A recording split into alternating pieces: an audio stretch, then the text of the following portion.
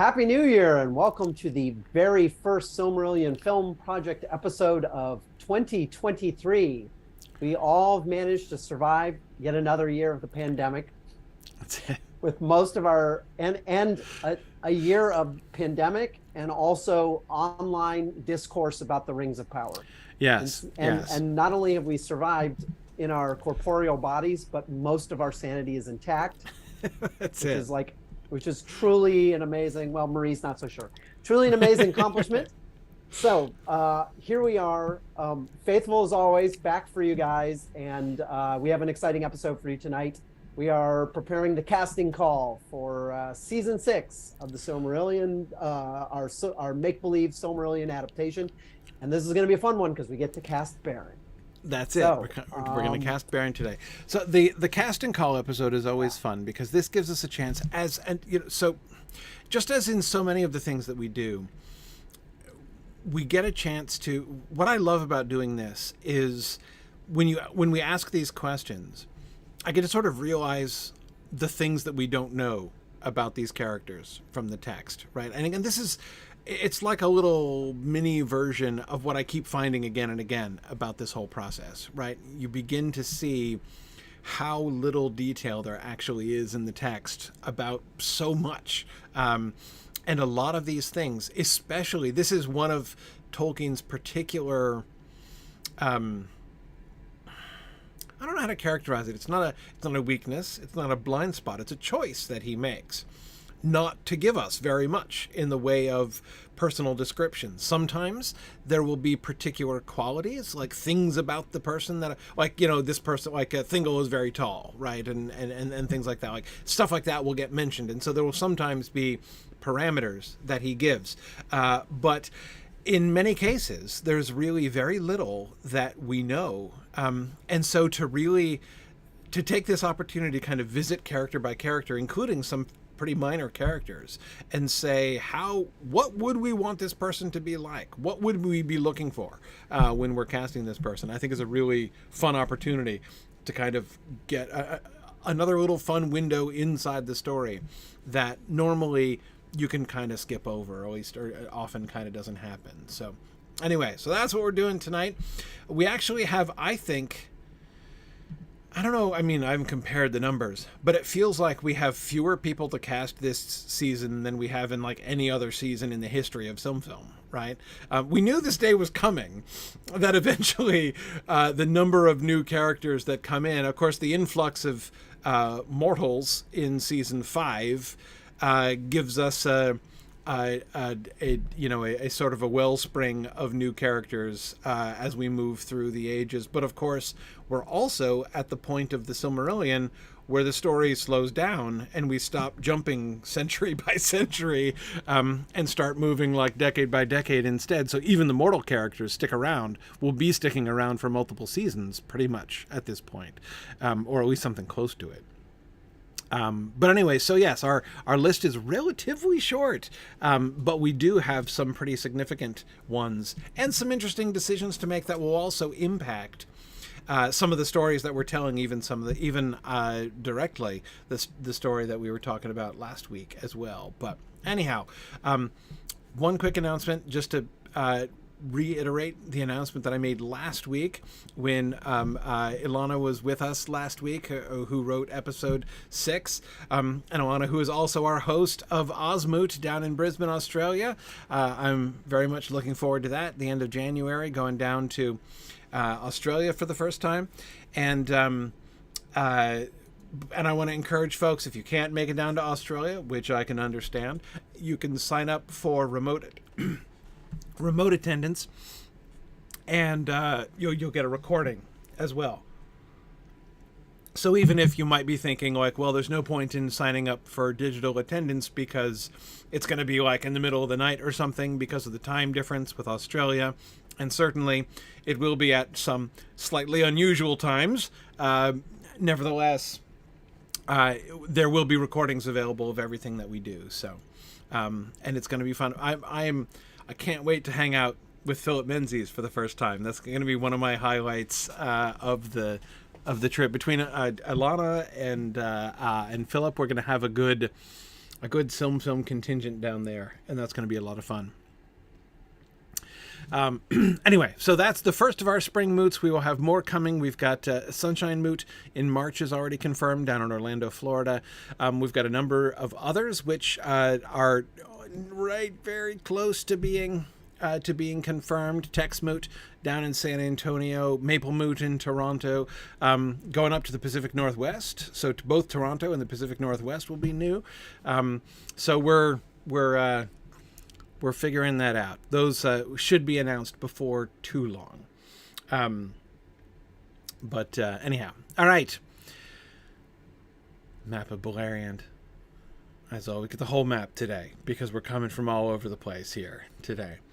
All right, so our goals for tonight. First, we have to decide exactly which roles do in fact need to be cast, and there are some that we're uncertain about.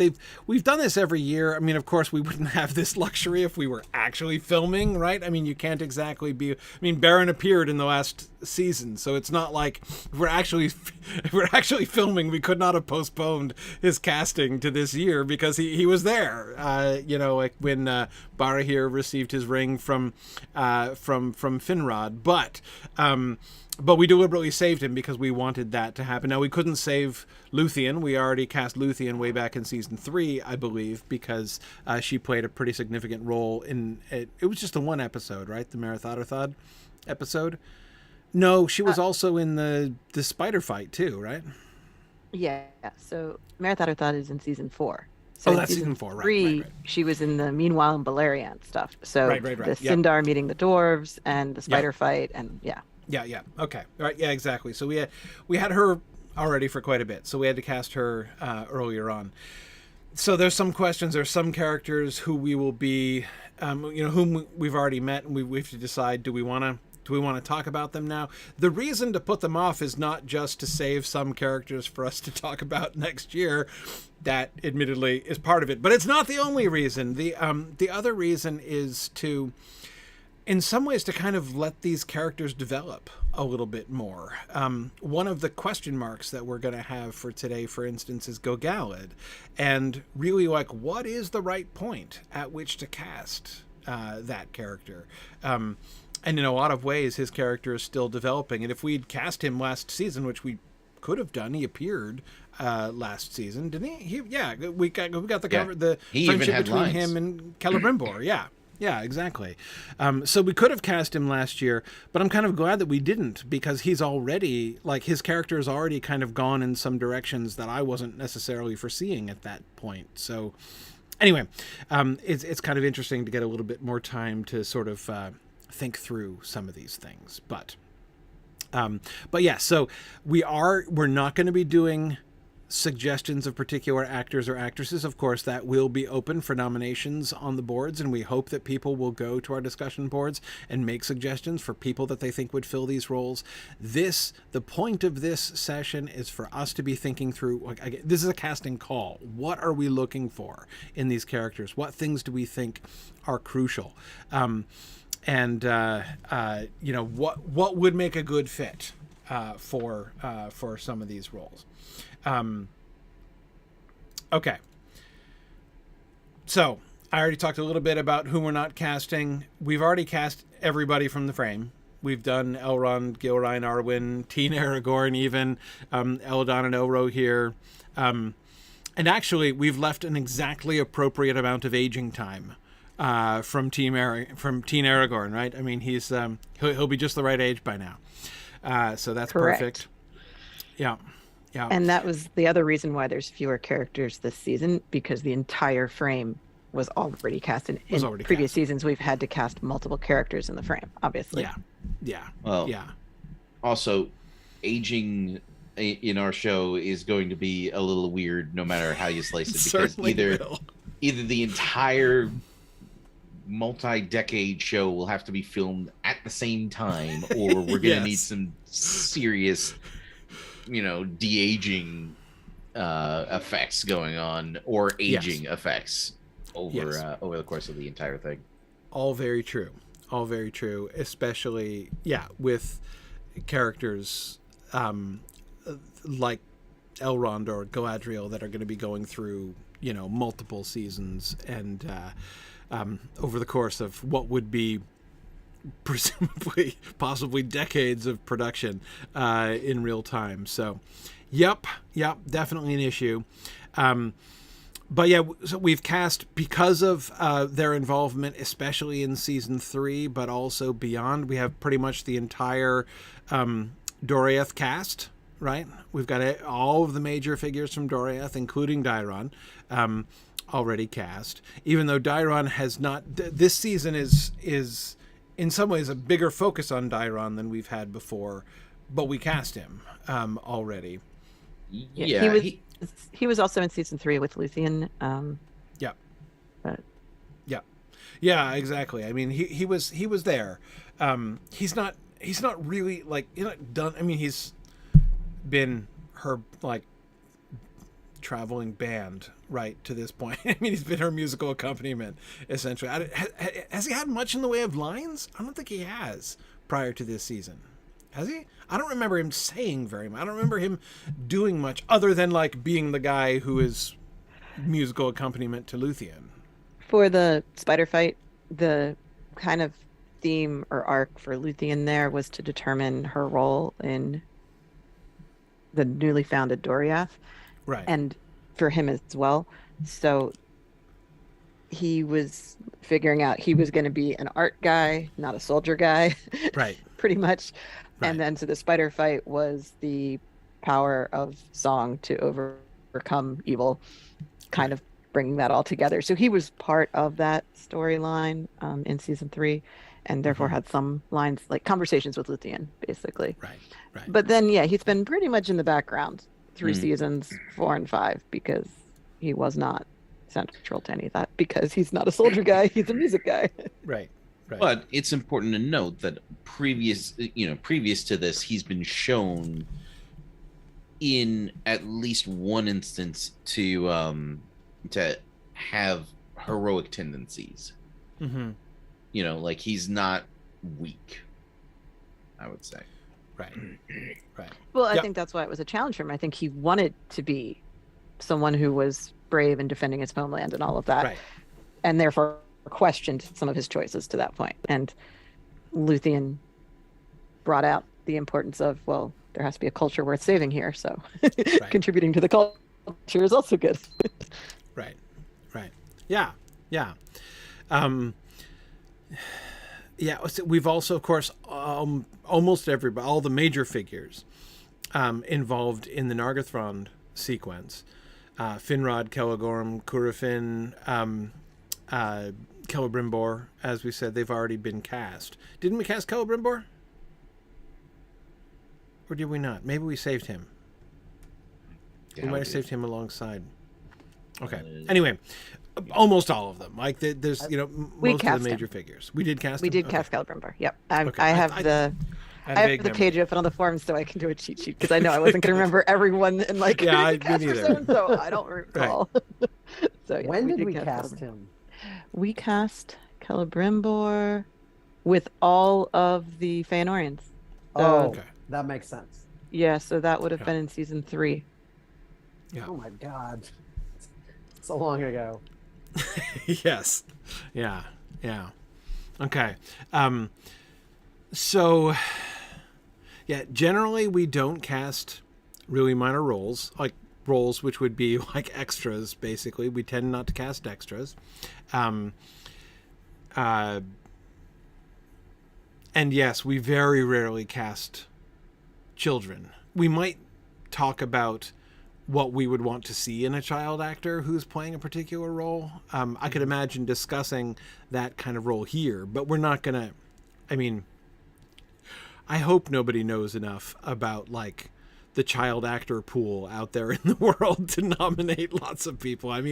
That's weird. So, we don't, there might be some particular child actors that you've seen that you like, but, also by the time we're done with this thing, this project, like that person's going to be an old person. Well, yeah, exactly. They'll be like retirement age. Yeah. It's more if this were a real project, you would go to people who are looking for work and go through a lot of headshots of people no one else has ever heard of, and you'd find somebody, right? So you could easily cast children in roles if you want to do that. Right. It's just we are using IMDb as our portfolio, and that's not a great way to get child actors. Yeah, I mean, and of the fantasy elements of this project, casting is definitely high up on the list of, like, I think possibly the music is one of the things that has the best shot of having some through line between going from a fantasy project to a real thing, because it's a real thing. Mm-hmm. You know, the music is real, right? Right. Philip has created music. Right. Right. Yeah, exactly. Okay, so let's get to our characters to discuss. So, humans. What human characters do we need? Beren, let's start with Beren. Beren is our big headliner for this season, right? So we do have his parents already cast. What are we looking for in Beren? What should Beren look like? He is a character who gets a little physical description from Tolkien. So at least in one version, he has light brown hair, I believe. And of course, like all characters in Tolkien, he probably has gray eyes. But, right. So we at least get that starting baseline. He's young, but not so young as to look like a child next to Luthien. Mm-hmm. So probably we're looking for someone who's around 30 years old for this role, not someone who's 20 and not someone who's 40. Right. Yeah, that makes sense. We definitely don't want somebody who looks, like a teenager or something like that. Absolutely. We want somebody who looks like they match Luthien, and especially that they match Luthien at the end of episode 13. Right. Like human Luthien, right? Who I think should look subtly different than Elvish Luthien. Yep, agreed. I think that yes, definitely needs to have a little wear on his tires, right? Again, can't be and a lot of, we talked a lot about what we want Beren to look like on the day he comes into the throne room, right? We talked about that, about his what we would want to do for costuming and everything there, and kind of how the actual statements and the implications of how his presentation at the court is going to look. But with the exception of that day, he's not going to get cleaned up very often in this season, right? I mean, Beren is going to be in rugged mode, right, most of the time during this season, from extreme rugged mode at the beginning, right, and when he up to where he stumbles into Doriath, until and then again he's in the woods with Luthien, and then gets presented at court. But then after that, it's travel and prison and transforming into a wolf and back and getting dismembered. I mean, he's not going to be, this is not, I mean, you could say like, well, we need somebody who cleans up well. He's not going to clean up often. Like, that's not really a major feature in some ways, I think. And I think the whole, like, he has to match Luthien, that's where he definitely doesn't match Luthien, is that most of the time he's a mess, and she's not going to look like that even when they're traveling and everything. Right. Yeah, exactly. No, that, I do think that that's it's actually an interesting thing to keep in mind, that they're not, and, Nick, thinking about what you were saying about episode 13, that could be one difference, actually. One way in which we kind of convey that difference is that the two of them in their presentation will be more of a pair in episode 13. Right. Whereas even through their level of dress and like personal hygiene, right, there will be a discrepancy between the two of them, which really will help to serve to emphasize the gap between. We send the actress out to eat a lot of pizza before she comes in for her takes as human Luthien, right? Right? No, I'm just thinking, I'm thinking the other way around, really, that Beren looks like Beren's cleaned up at the end. If he cleans up at any point, that's the time when I think he's cleaned up. Yeah. Yeah, he should probably clean up for his wedding, for instance. Well, yes. I mean, there will be... which is towards the end. That's towards the end, yeah. Exactly. End of episode 11, beginning of 12. Yeah, so... Yeah. Yeah.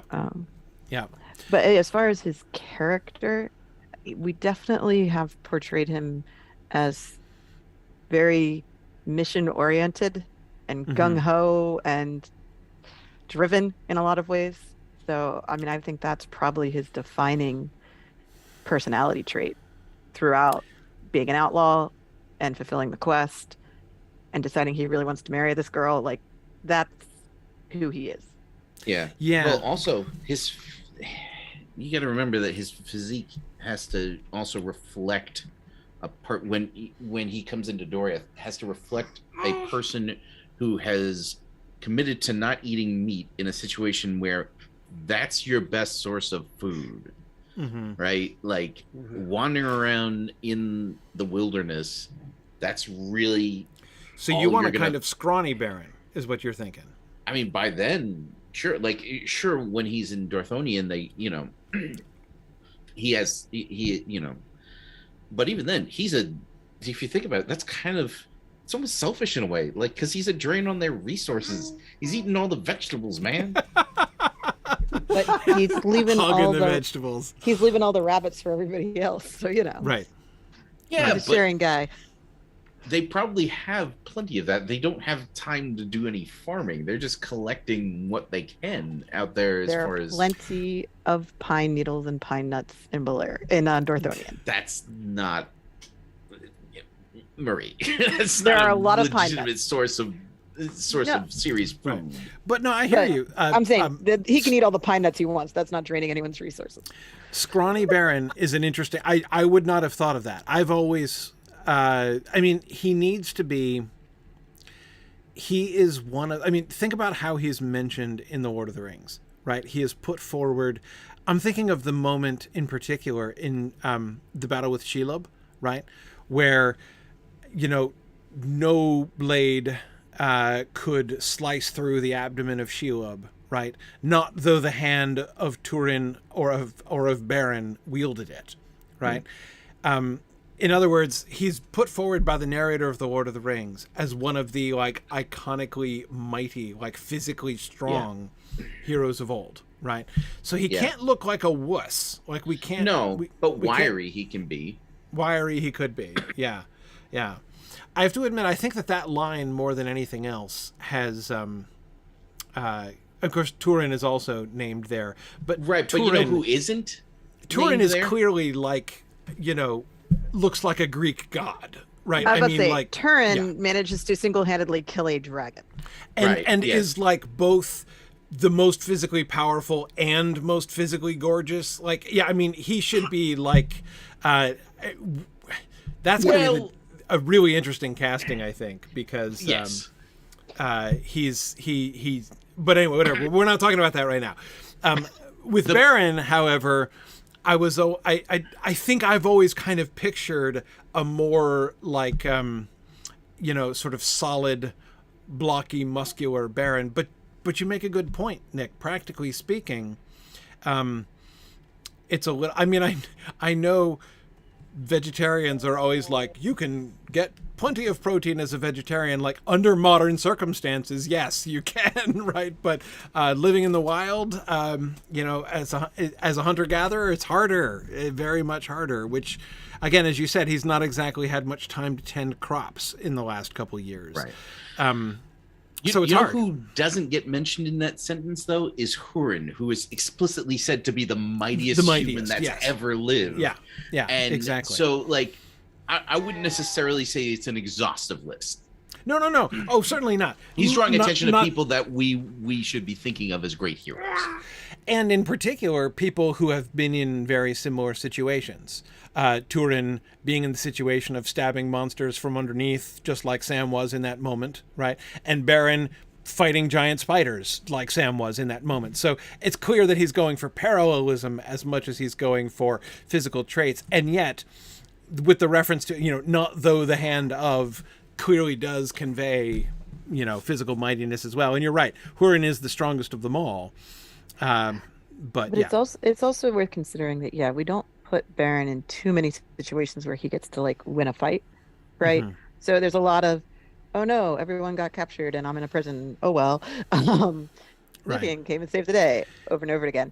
But the couple of times he does do something, it is actually quite physically impressive. And one is crossing from Dorthonion to Doriath via Ered Gorgoroth and Nundan Gorthab.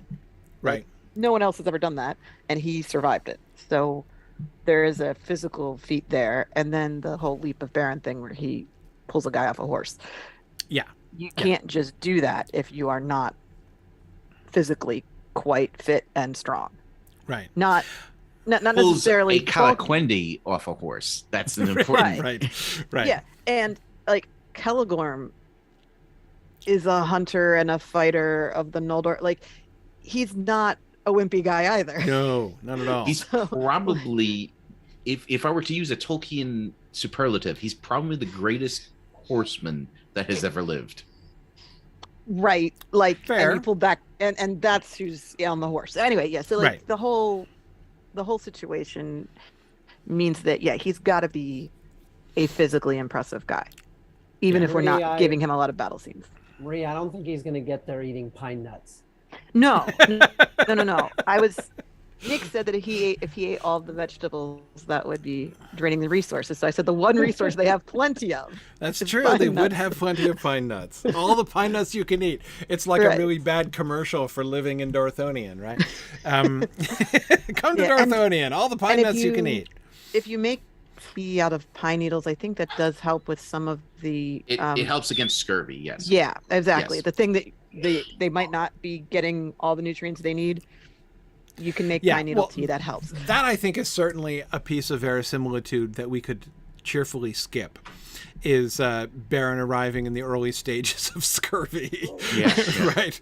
But no, he wouldn't. That's the thing is, they're he'd be fine. Needles. Yeah. Nobody needs to get scurvy there. And they can make plenty of pesto sauce, so, There you go. Short, dark-haired people, like, it fits. There you go.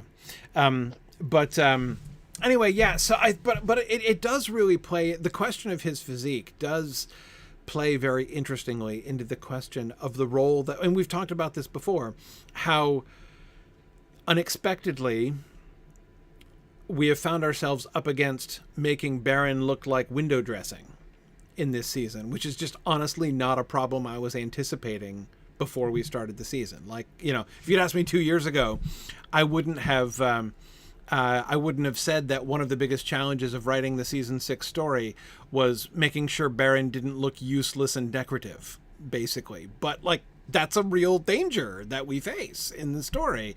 And that's really interesting. So it does factor in, right? If we make him, I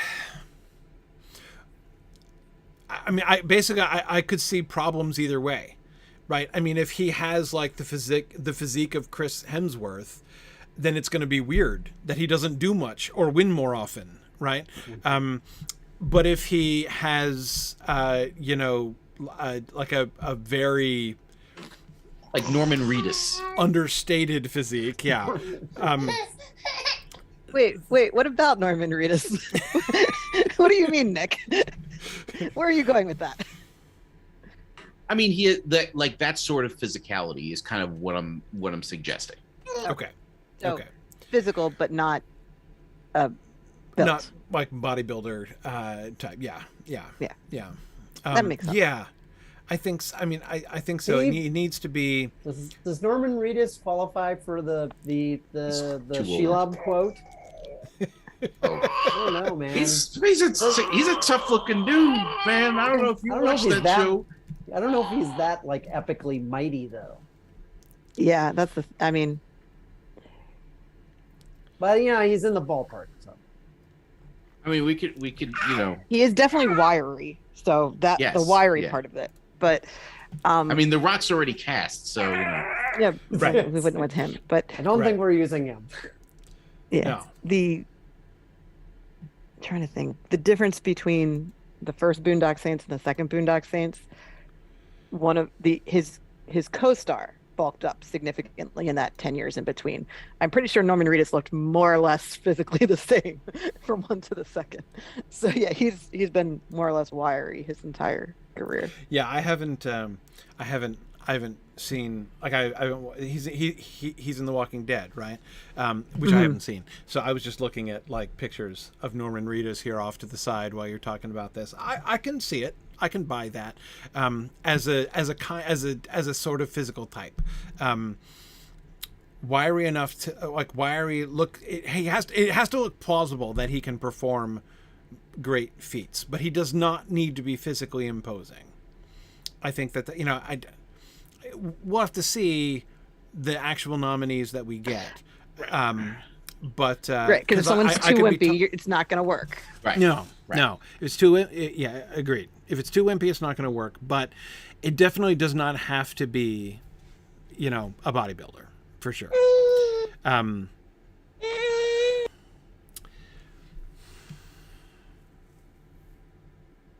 Facial hair? I think he's got to have a decent beard. It would help him stand out more from the elves when we show him amongst them, like, Yeah, that's what I was thinking. and also masculinize him in their presence, I think. Mm-hmm. And now I'm thinking full beard is almost necessary for Beren's character. In part, Nick, as you say, we want to have in full view at all times, right? The gap, the disparity between Beren and Luthien, like the reminder that this is a mortal dude, and that he is different because he's mingling with elves almost the entire time. I mean, he's apart from the very, very beginning before his father and them all are killed, he's with elves That's constantly. the whole point.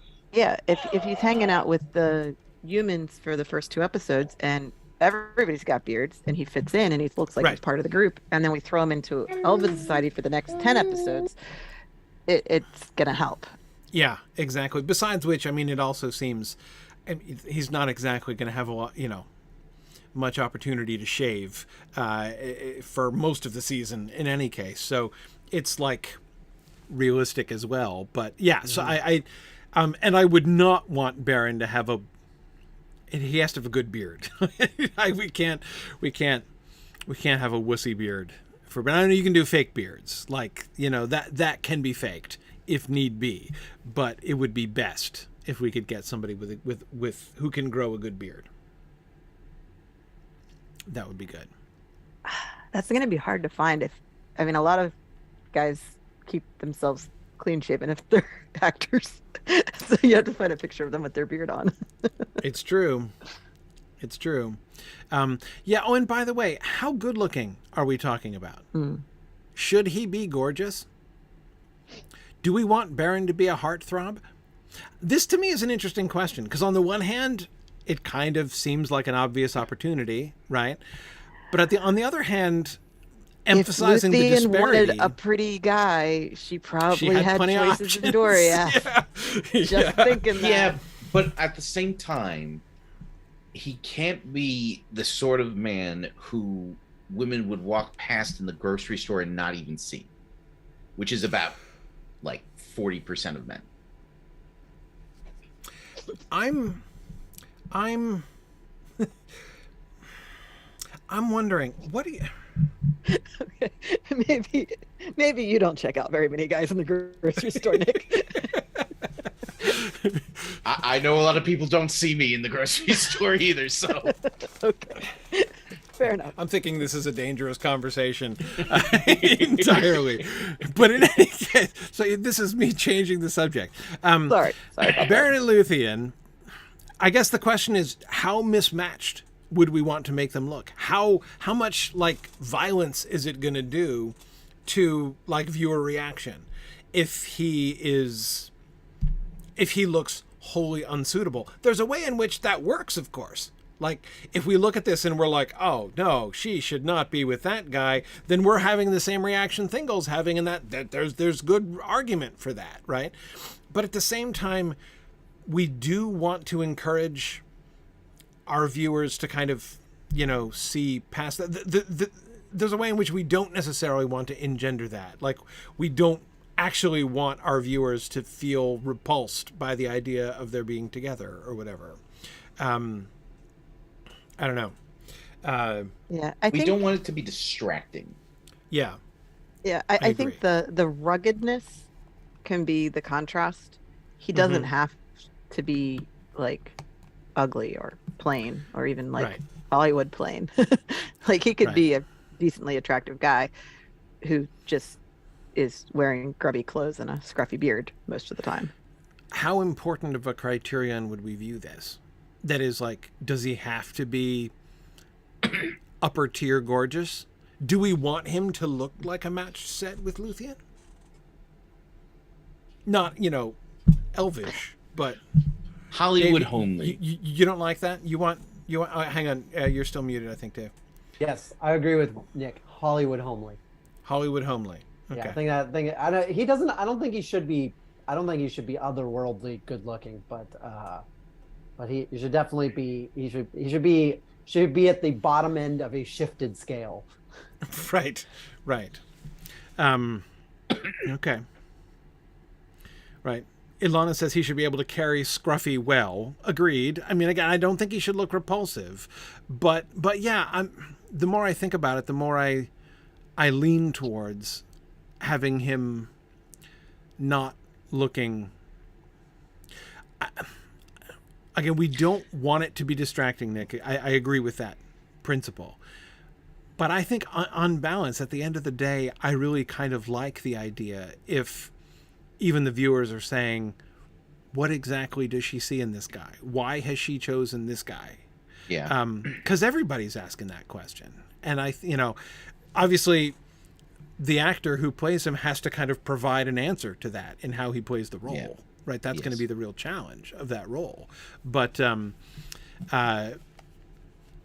yeah, to have it be initially, it does seem to me that the initial reaction should kind of match that sort of incredulity, essentially.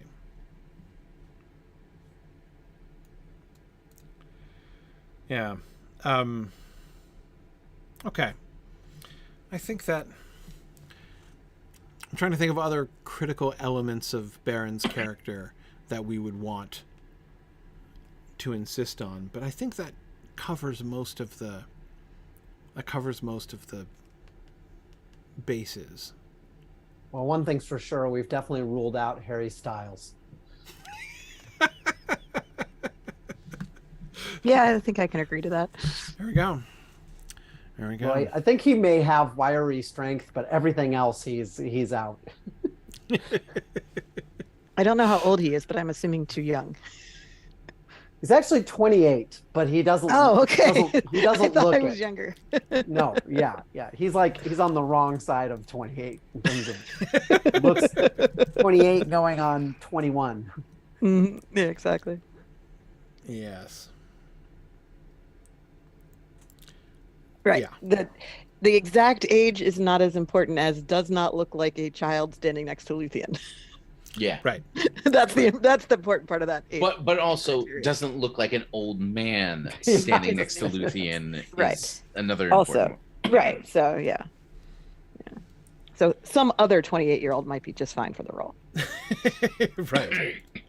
Right. Okay.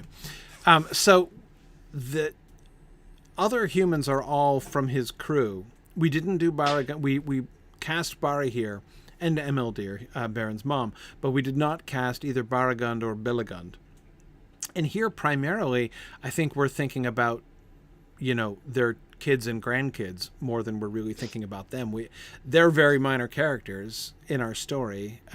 They're important, but there's very little of their personality and things that we get. I mean, I don't see a whole lot hanging on this casting, apart from the fact that we want somebody, we're looking at the grandfather of Turin and the grandfather of Tuor here, essentially, is in my mind what we're casting. Are there other considerations you think that we sort of need there as we're thinking about these two?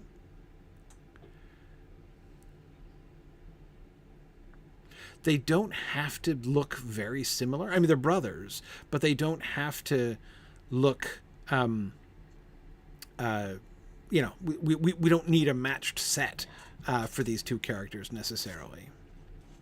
Yeah, because I'm trying to think of what traits we would want to pass on to Morwen and Rian to figure out what we would need in them.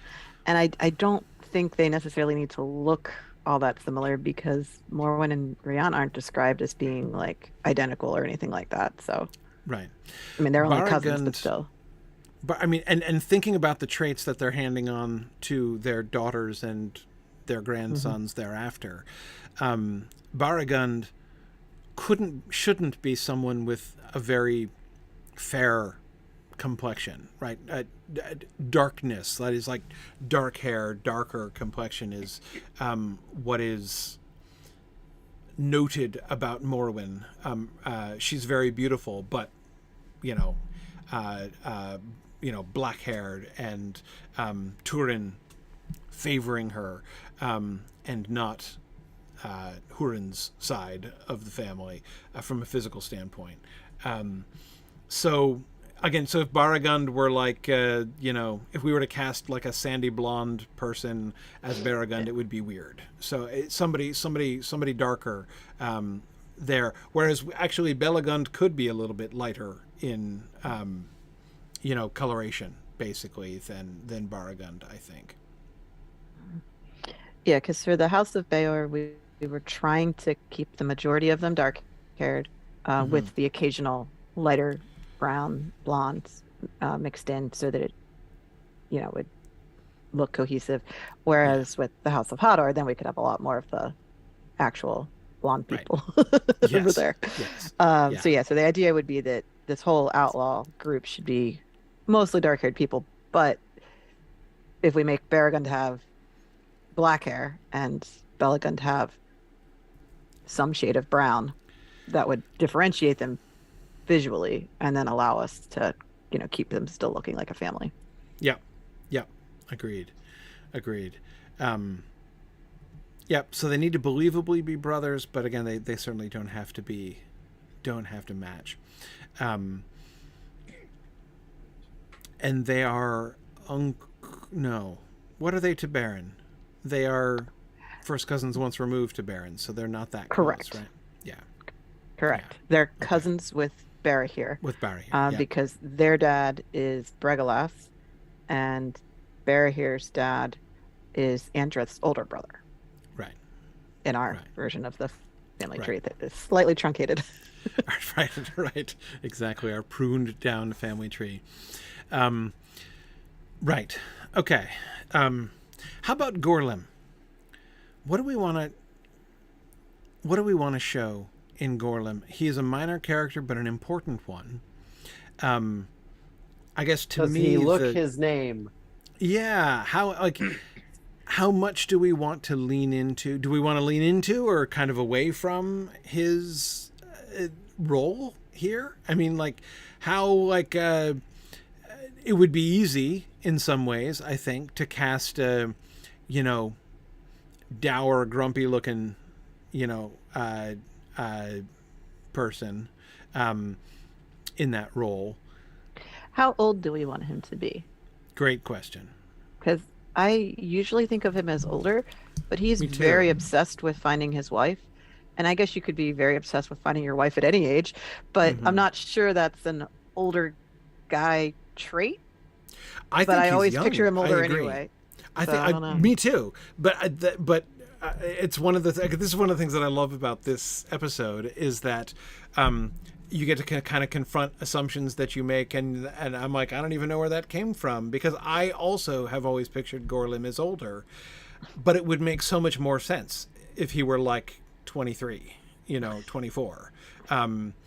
It really would. I mean, like his not to mention the fact The other thing that I kind of like about making him younger is that making him younger makes him a kind of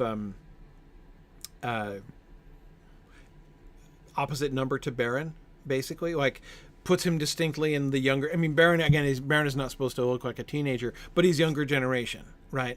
And if Gorlim were also clearly younger even younger than Beren, right?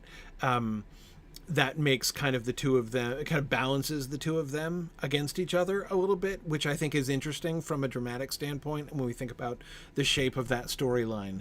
You know, you've got the one younger generation person who, you know, stays faithful and perseveres, and the other who, you know, succumbs, basically, under the circumstances, under the very trying circumstances. I do like the idea of him being around the same age, because he's married, but he's also he's got to be childless. Like, there's no way that a man who still has kids who have no mother acts the way that he does. Right. This is why I'm thinking, maybe, like, but I find it difficult to accept. It would make more sense to me for him to be like 22 years old, recently married, and not yet a father. Desperately in love still. Yeah. Well, maybe that's why I always thought older, because if they did have children who were grown, then he wouldn't necessarily have that responsibility. Yes. But I agree that his story fits with a young guy, but I've never pictured him as a young guy. Yeah. I think because him as a young guy. He's so bitter, and I think that makes it easier to think. He just lost his wife. I know. He's not really bitter. He's desperate and devastated. Yeah. He's very unhappy, in fact. Yes, very unhappy. Yes, but he's not unhappy before. I think he's unhappy. Yeah. We only see him after. Right.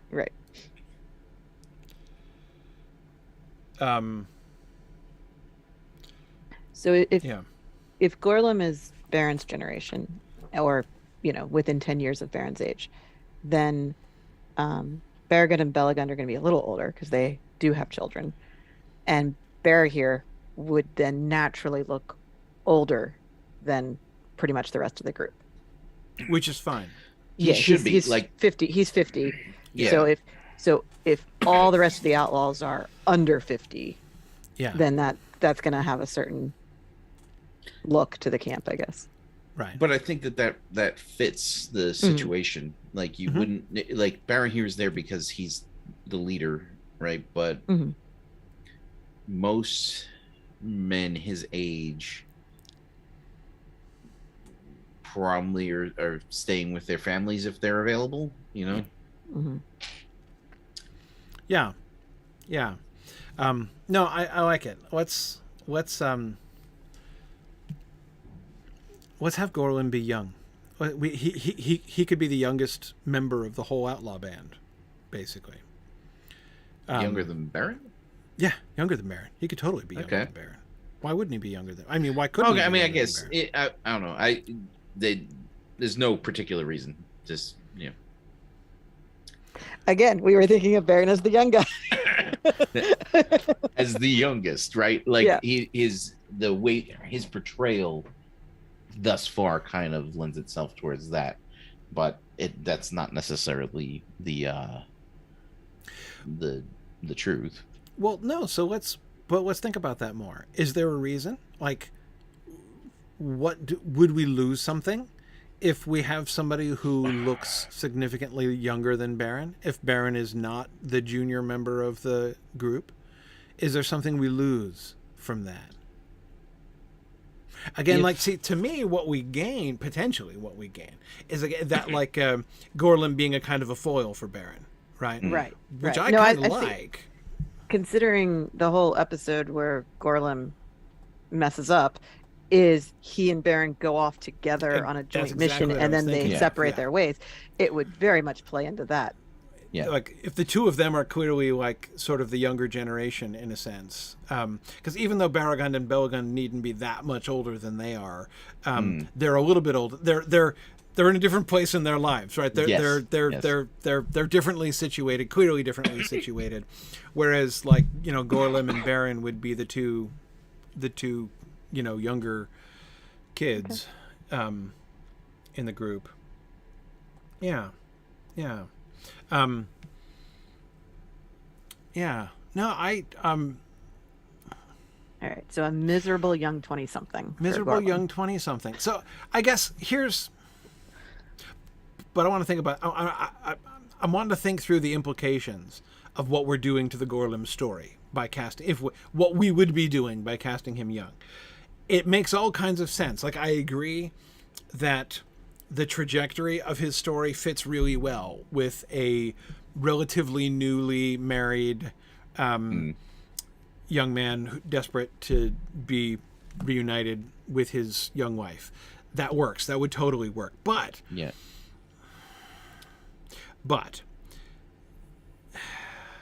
and when I say but, I don't necessarily mean that what I'm going to say next contradicts that necessarily. Right. But the other thing, one of Gorlim's other roles, in the book at least, is he's like a symbolic representative of the people of Dorthonion, right? He encapsulates the loss of the people of Dorthonion. Like, Yeah. Gorlim pining for Ilanol is like, you know, a figurehead of the suffering of the people of Dorthonion and their separation from each other, their loss in the battle. He's like the poster child of what the downfall of Dorthonion has cost the people. He's like the poster child of the human cost of the suffering of Dorthonion. If we make the poster child of the human cost of the suffering of the fall of Dorthonion, that of like a, you know, 22-year-old newlywed, that has a different symbolic weight, like a different kind of metaphorical weight than a 45-year-old stolen from you. Yes, exactly. What's the kind of symbolic story we want to be? Is the story of Dorthonion that we're kind of encapsulating in him the story of that, like, the future that never was able to happen, but which he's still clinging to the possibility of? Or is it the story of like a 45-year-old guy whose wife of 25 years is missing, right? And you know, which is like the past happiness that we had is now gone, and I'm not willing to let it go. Like, those are both viable stories, but they feel very different. And how do we want to characterize the fall of Dorthonion in that way? So Dennis brings up the point that he says that it changes his backstory, as you're saying. He says the loss of his wife would not have the impact, so his character flaws must predate the tragedy. I feel like it's the other way around, because the thing is that an older man should have the wisdom and the judgment to understand that his relationship with his wife is not more important than the lives of a bunch of other people who now don't get a say in this situation, right? When you're giving them up. Whereas a younger man, I find it much more believable that, like, he looks less foolish, or at least the foolishness feels less bad. Right? Yeah, more understandable, more like right. Yeah. Like that, you know, that this young love would transcend his feelings of loyalty and duty to his comrades feels much more believable and understandable in a much younger man who is in a new marriage than it does with somebody who's been married for 30-40 years. And even to add one other similar thing to that, I mean, I'm an example of the other side of things, right? I'm a guy who's almost 50 and has been married for 25 years, right? Would you give up your comrades? Right. Stop. Oh, in the vain That's not the hope. question. But the point is, like, I don't know. I mean, like when we get to this point in our lives, we have friends who have lost spouses. We have, I've got someone in my family who has a terminally ill wife right now. Like that's not the world of 22-year-old. I mean, sometimes it is tragically, but like the idea of like, I've lost her and I can't handle it. Right. I'm not saying that like I don't know. Like, I'm not saying it gets easier, but at the same time, like there is something. What I'm saying is I agree with you, Nick. The idea that like the idea of losing her pushes me to like irrational lengths. Like I can't accept it. Like I can't accept it. I won't accept it. Does feel to me like something that would be more understandable. In a younger person. Yeah. So because the acceptance of mortality is something that usually comes with experiencing people dying on you. Exactly. Like, that's exactly what I mean. Yeah. And a 50-year-old person who has watched his children grow up would certainly have come to terms with his own mortality, and likely that of his wife had to have gotten sick at some point, would have gone through childbirth. Okay, there are 3 men on this stream right now who have watched their wife go through childbirth, and it has to have crossed your mind, right, that you could be left alone with this child. Yeah, for sure. That's a reality. And if you've and once you've confronted that reality, it changes the way that you view the mortality of your spouse. Right, exactly. And that's exactly, Dennis, exactly. Young people are immortal. That's exactly it. And that's why it feels like it would require less in the way of like intrinsic character flaws in Gorlim for him to lose it, basically, if he were young. Yeah, like in Troy, the movie, not the, I don't actually know Homer, but the contrast is between Paris and Hector, where Paris is young and like, she's beautiful, I had to steal her, and Hector's like, but actually dealing with having to say goodbye to his wife and making choices that involve mortality. So Hector comes across as a much more mature person who has a much deeper and more meaningful relationship with his wife, just based on what we see. Right. So Hector is not going to intentionally betray his city because of his beautiful wife. Like, he wouldn't do that again in that story. Right. Whereas Paris totally would. Right. Exactly. Yeah. That's actually a really interesting comparison. Even it works in Homer too. I was hoping so. But I was like, I feel like there might be a conversation between Hector and his wife in Homer. A big one. Yeah, it's a big one. Oh, good. It's a really prominent just one. Making that up. No. That's a really. It's my favorite scene in the whole Iliad. No, it's great. It's great. Okay. Good. I made a good literary reference. You did exactly. No, but the whole thing. I mean, he's not going to like. Yet his relationship with Andromache is so much deeper than the relationship between Paris and Helen, and yet he's not gonna not do his duty. Like he's not even gonna back down from, he's not even going to choose not to go out and fight Achilles, because this is what he has to, this is like the thing that he has to do. He's not gonna get all irrational about it. I think it, and Barahir is making a different choice also. He is separated from his wife of 30 or whatever years, you know. Yeah. And that again, here at all. That's another really interesting, like the glimpse into Barahir and Emildir's relationship is really fascinating too. And how, like, my own reading of that is basically that the two of them are in a place where they're like, okay, we've been working together and trusting each other for so long that now we're gonna like I'm going to do this and you're going to do that, and we're going to like be okay with the fact that we're going to be trusting each other. Like basically together as a team, they are going to fulfill the role of the leader of these people, right? And there are two things that need to be done. There's the rebel leader role that needs to be played, and there's the lead the refugees to safety role that need to be played. And between the two of them in their marriage, they've got it covered. Right. And they're both okay with that, not because they don't care about each other and are like, fine, see you later. Right. But because it reflects a real solidity in their relationship and in their, in how they work. Here's the question. Would Gorlim be here if his wife were not, if Ilanol were back at home, we're back in Brethil right now. In the refugee camp. Yeah. Right. And I say no. Probably not. I mean, or at least I could easily, I think it would be very believable to think that he wouldn't be. I mean, I'm not sure there are too many like able-bodied guys in their 20s in the refugee camp. No. Well, in general, there's only 13. No, I don't know. There's only 13 people here. Yeah. No. Right. No. I mean, in Brethil. I mean, I doubt there are that many able-bodied 20-year-olds.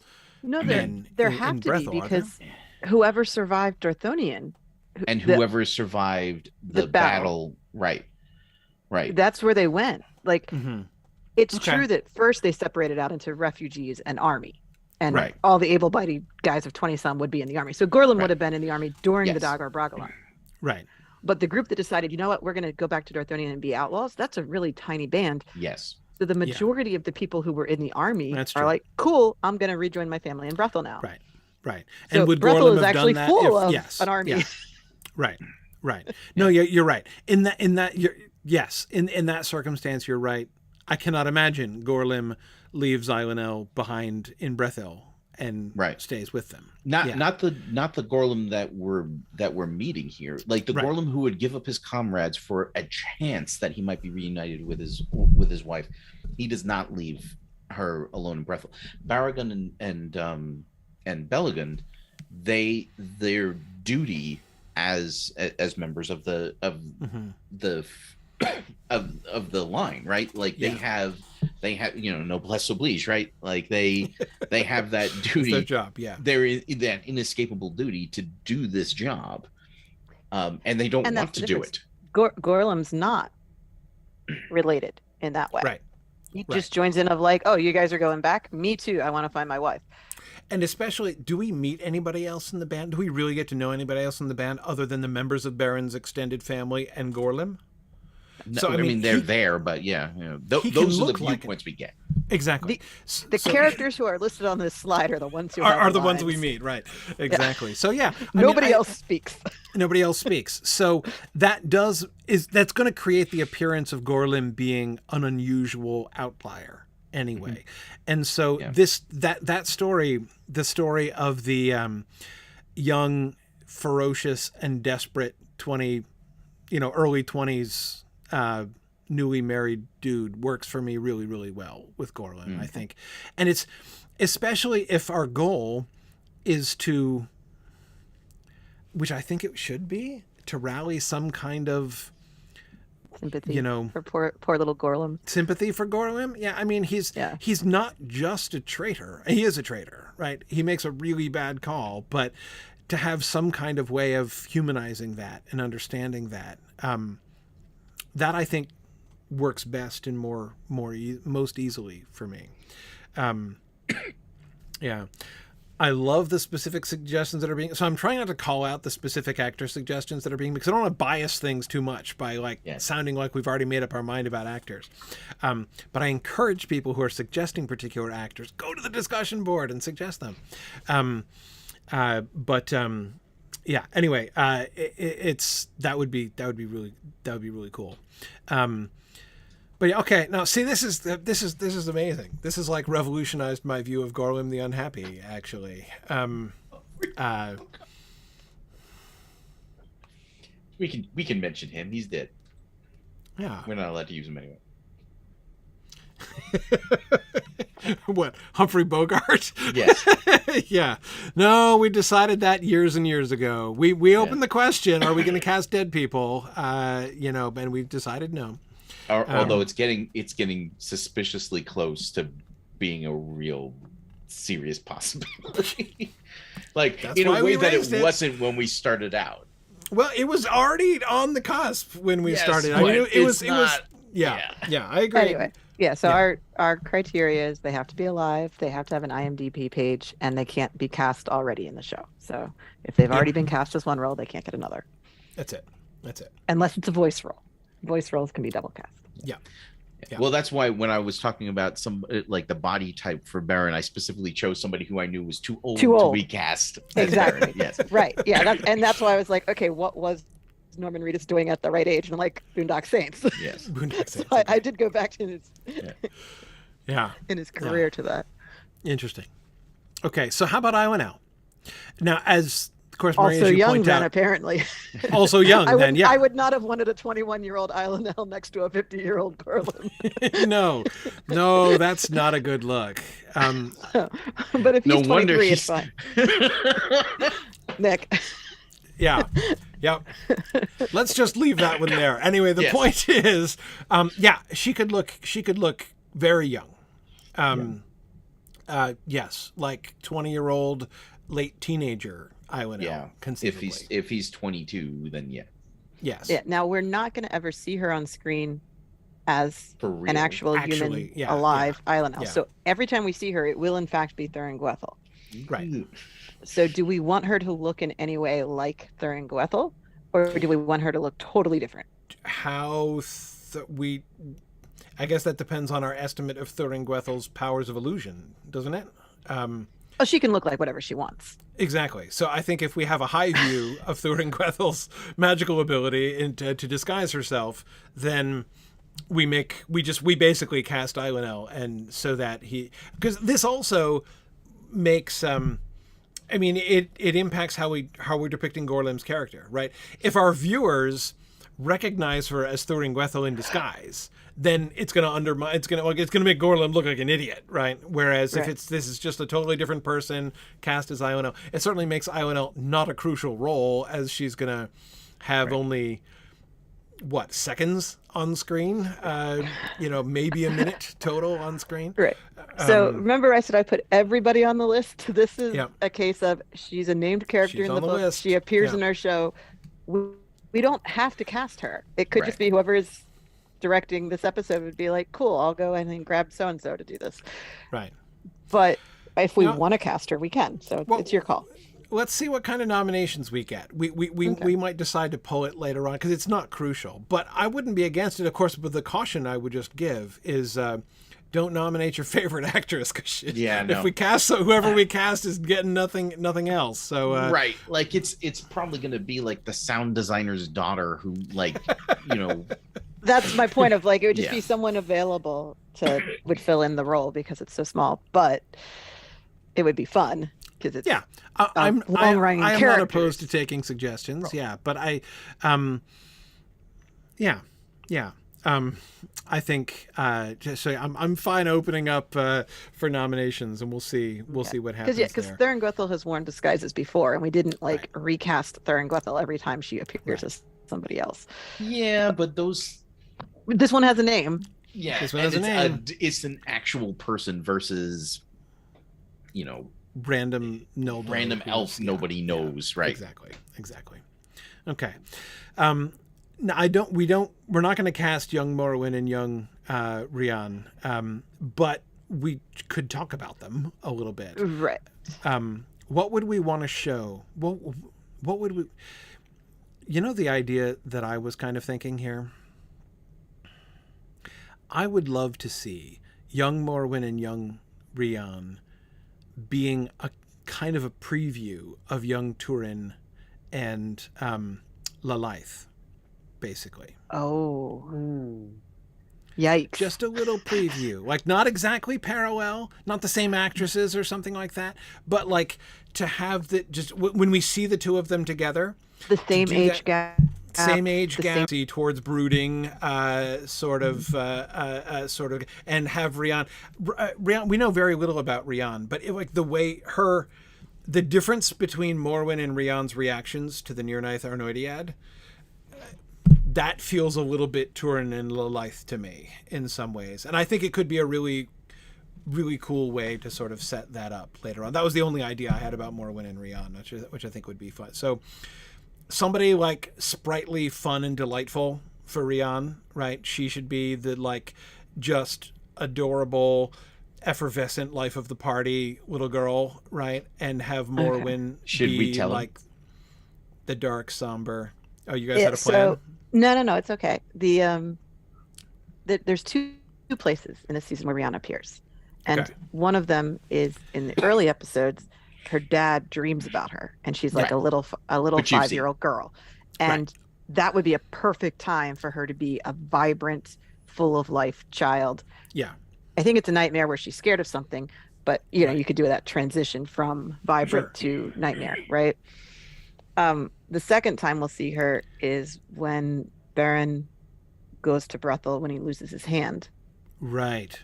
And so she's going to be a little older now. She's not the 5-year-old girl that was left behind. Right. And we were hoping to put a scene in where Beren would sit down and talk to her about the death of her father. Mm. So that would be a pretty serious thing. So if we saw a formerly bright and vibrant child be much more subdued now because of the grief that she's gone through, that might not be a terrible parallel to Lilith being a bright and vibrant child who is then Yeah. changed. Mm-hmm.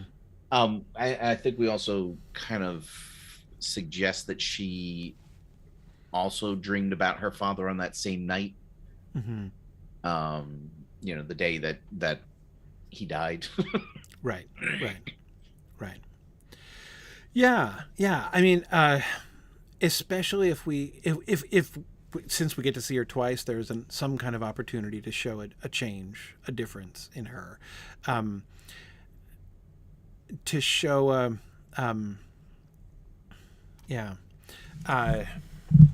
we wanted to kind of prefigure the grief that she's going to experience and succumb to later on.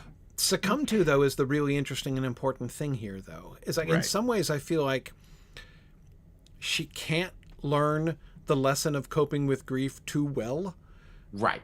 Or it makes the later story more difficult Yes. to tell, I think. Yes.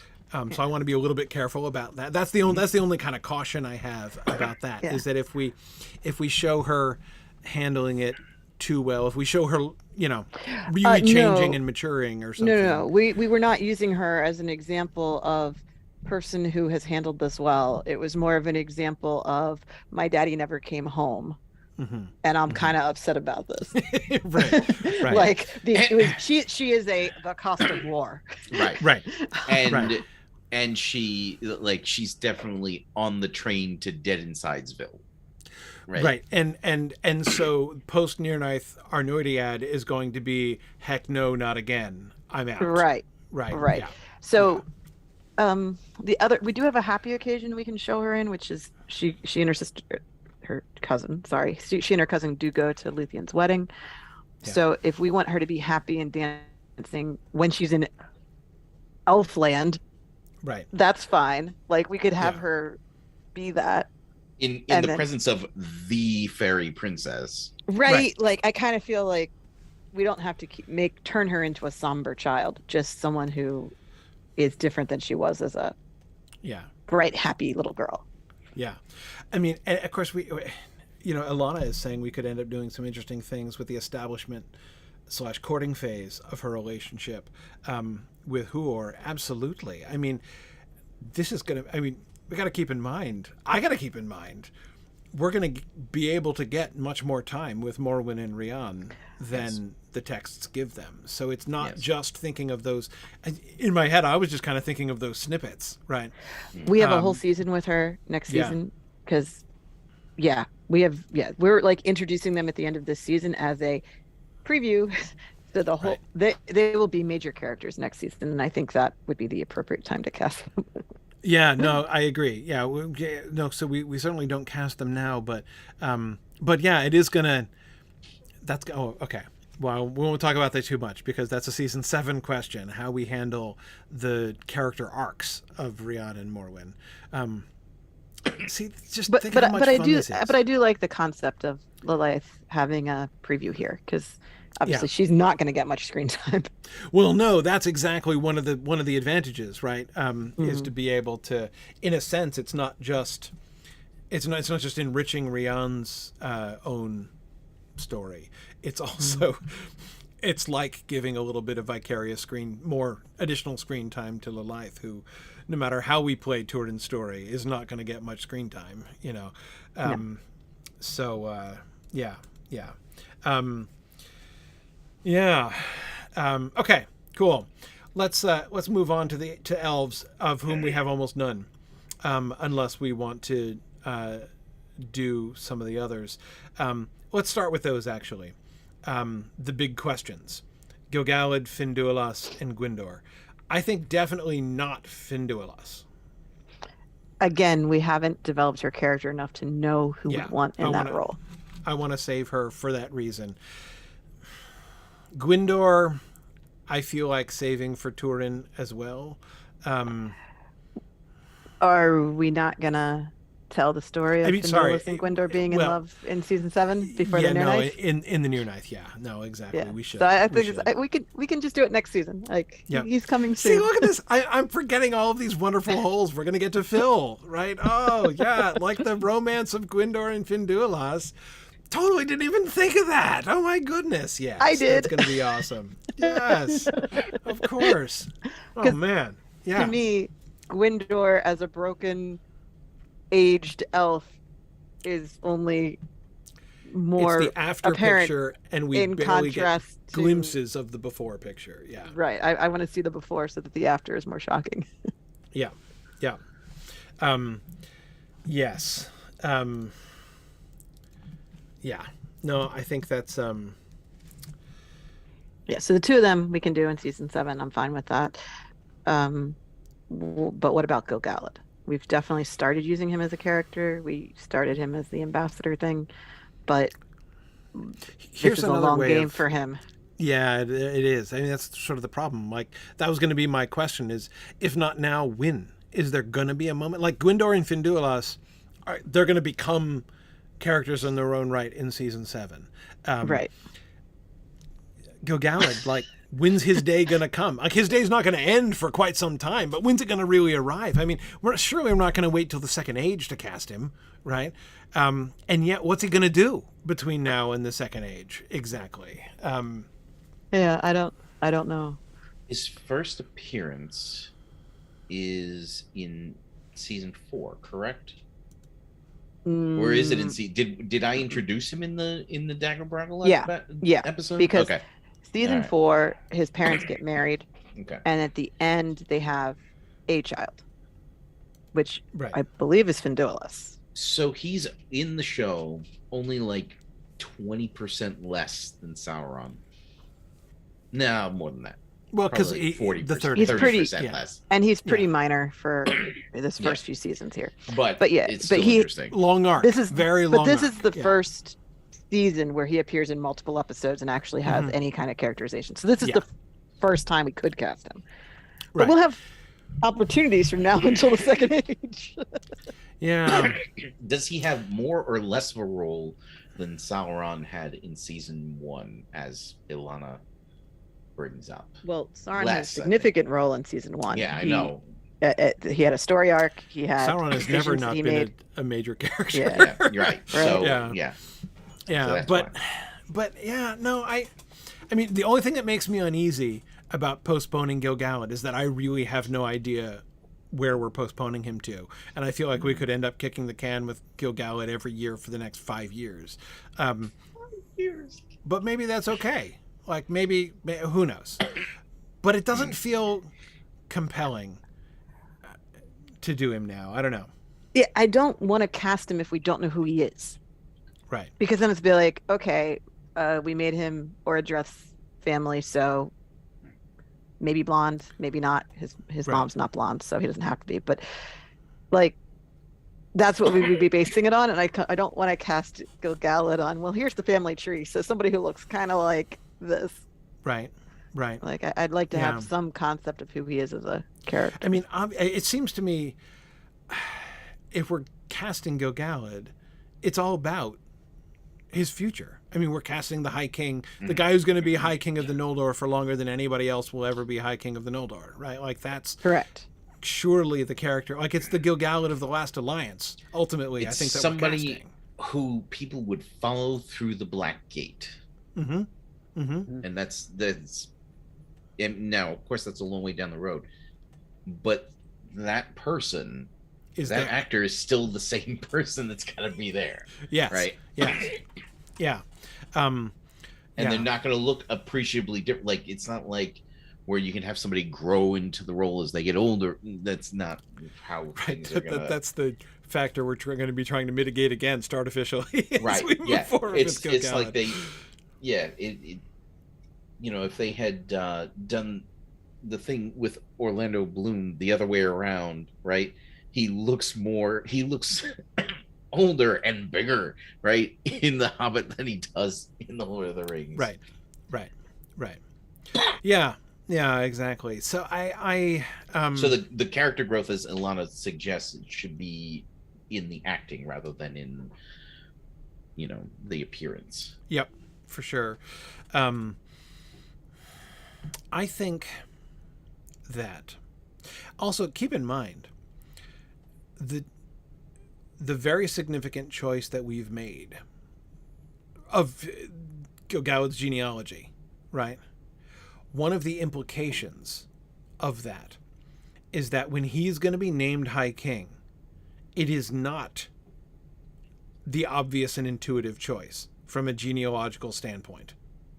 No, he's more the last man standing. Well, yeah, but he's not. I mean, there are other, Yeah. other people Oh, I know. standing, Especially with the genealogy we chose. Exactly. But it was a lot easier if he was Fingon's son. Exactly. But that's exactly the thing that seems to me important for his character. This, of course, came up when we were talking about Rings of Power stuff, and it was one of the first questions asked when we met the showrunners back in May.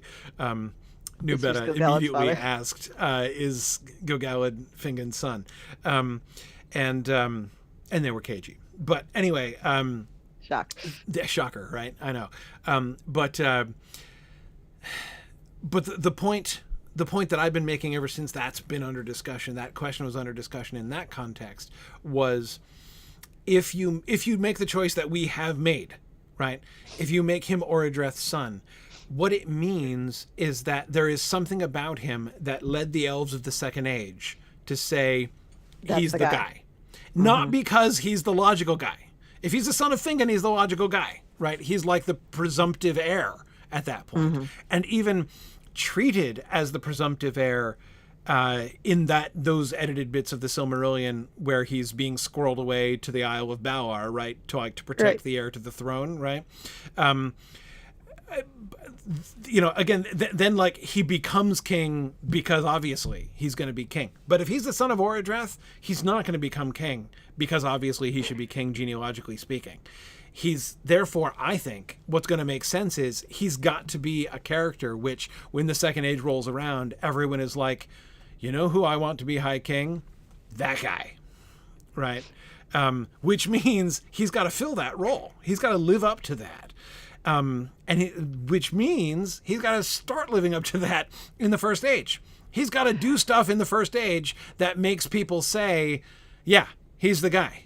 Not like Earendil's the guy, right? But right at the end of the First Age, right? Earendil is the leader of the refugees down there. But he absents himself very quickly from the situation and therefore is no longer available for comment when it comes time to choose the High King.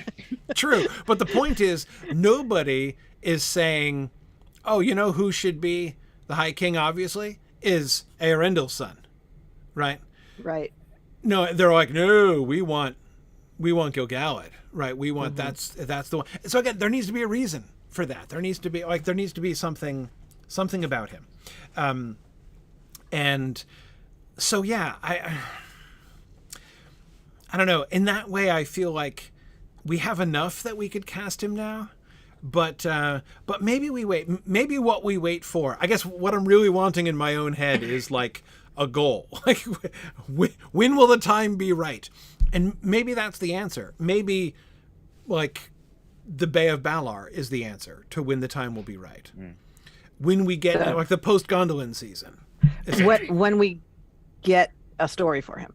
Yes, because that's the moment, it seems to me, we are going to have to really begin developing a story for him when Nargothrond and Gondolin and Doriath fall. Like during, the rise of Eärendil and the rise of Gil-galad seem to me will be happening at about the same time, right?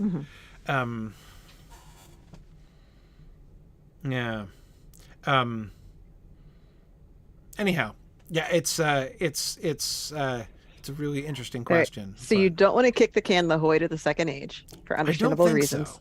I don't think so. But we do want to kick it to the end of the First Age. Yeah. Which is fair. Because he's not going to do much in the next few seasons, and it might feel weird to have an in-depth conversation about who his character is now. Right.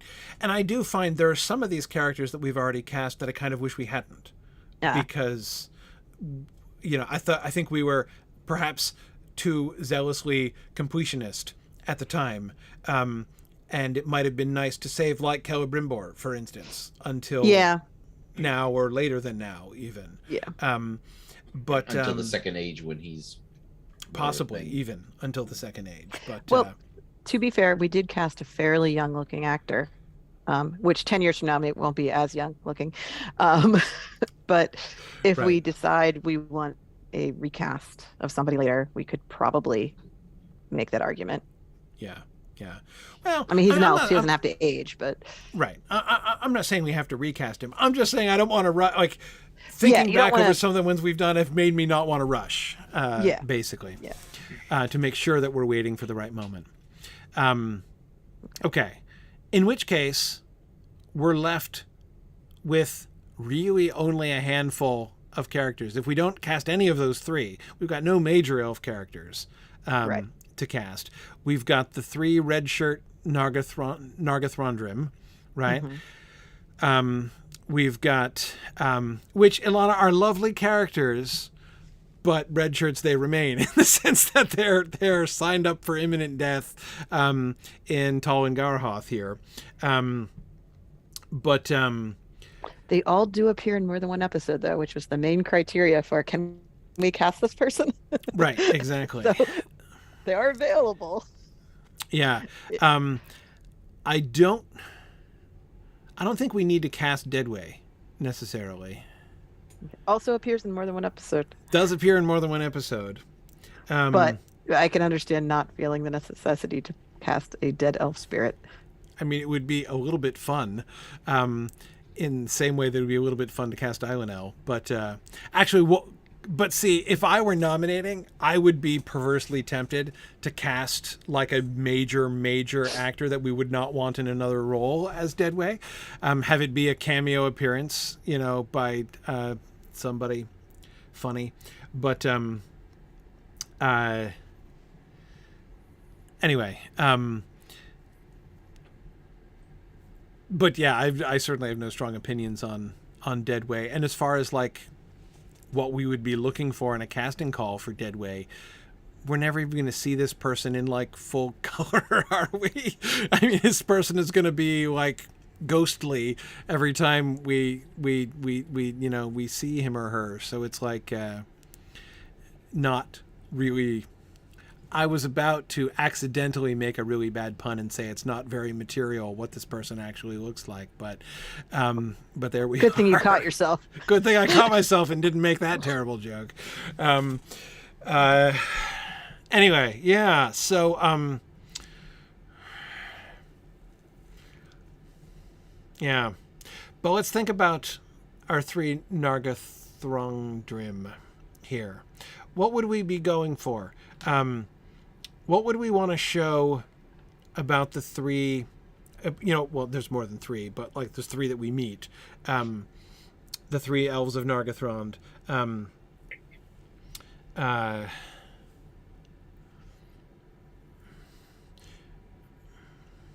What I'm thinking of in particular when I say that is how diverse are the people who go with Finrod, just like members of his house? Should they all be blonde Finarfin folks, in his extended family tree, or No, I don't think we need to make them closely related to him. It's a loyalty thing. right? Throwing some Right. randos. Yeah. So the way Alana wrote it, that Inglar would be a close friend of Finrod from childhood. Mhm. So he was hanging out with them early on. So yeah, he could be Yeah. related if we wanted Inglar to be. Yeah. But the other two Inglar's- guys, Inglar is Yeah. also like implicitly related to right, Finrod. Gildor in that Inglarian of the and House that he of has Finrod. his other name. Yeah, I mean, wasn't Finrod named Inglar at one point, like in the Yeah, early it's- drafts, as I recall, Exactly. That before his name got at the- changed? at the time of the writing of Lord of the Rings, Gildor Inglarian of the House of Finrod means Gildor, son of Finrod of the House of Finarfin. Of Finarfin, yes, exactly. Right. So it's like, Yes. we're trying our best to make this work Right. with the published Right. text. Yes.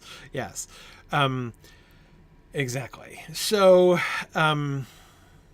Yes. So we're just showing that these are the guys who are loyal to Finrod and are going to go with him, and therefore they're not necessarily relatives, but they're steadfast. Right.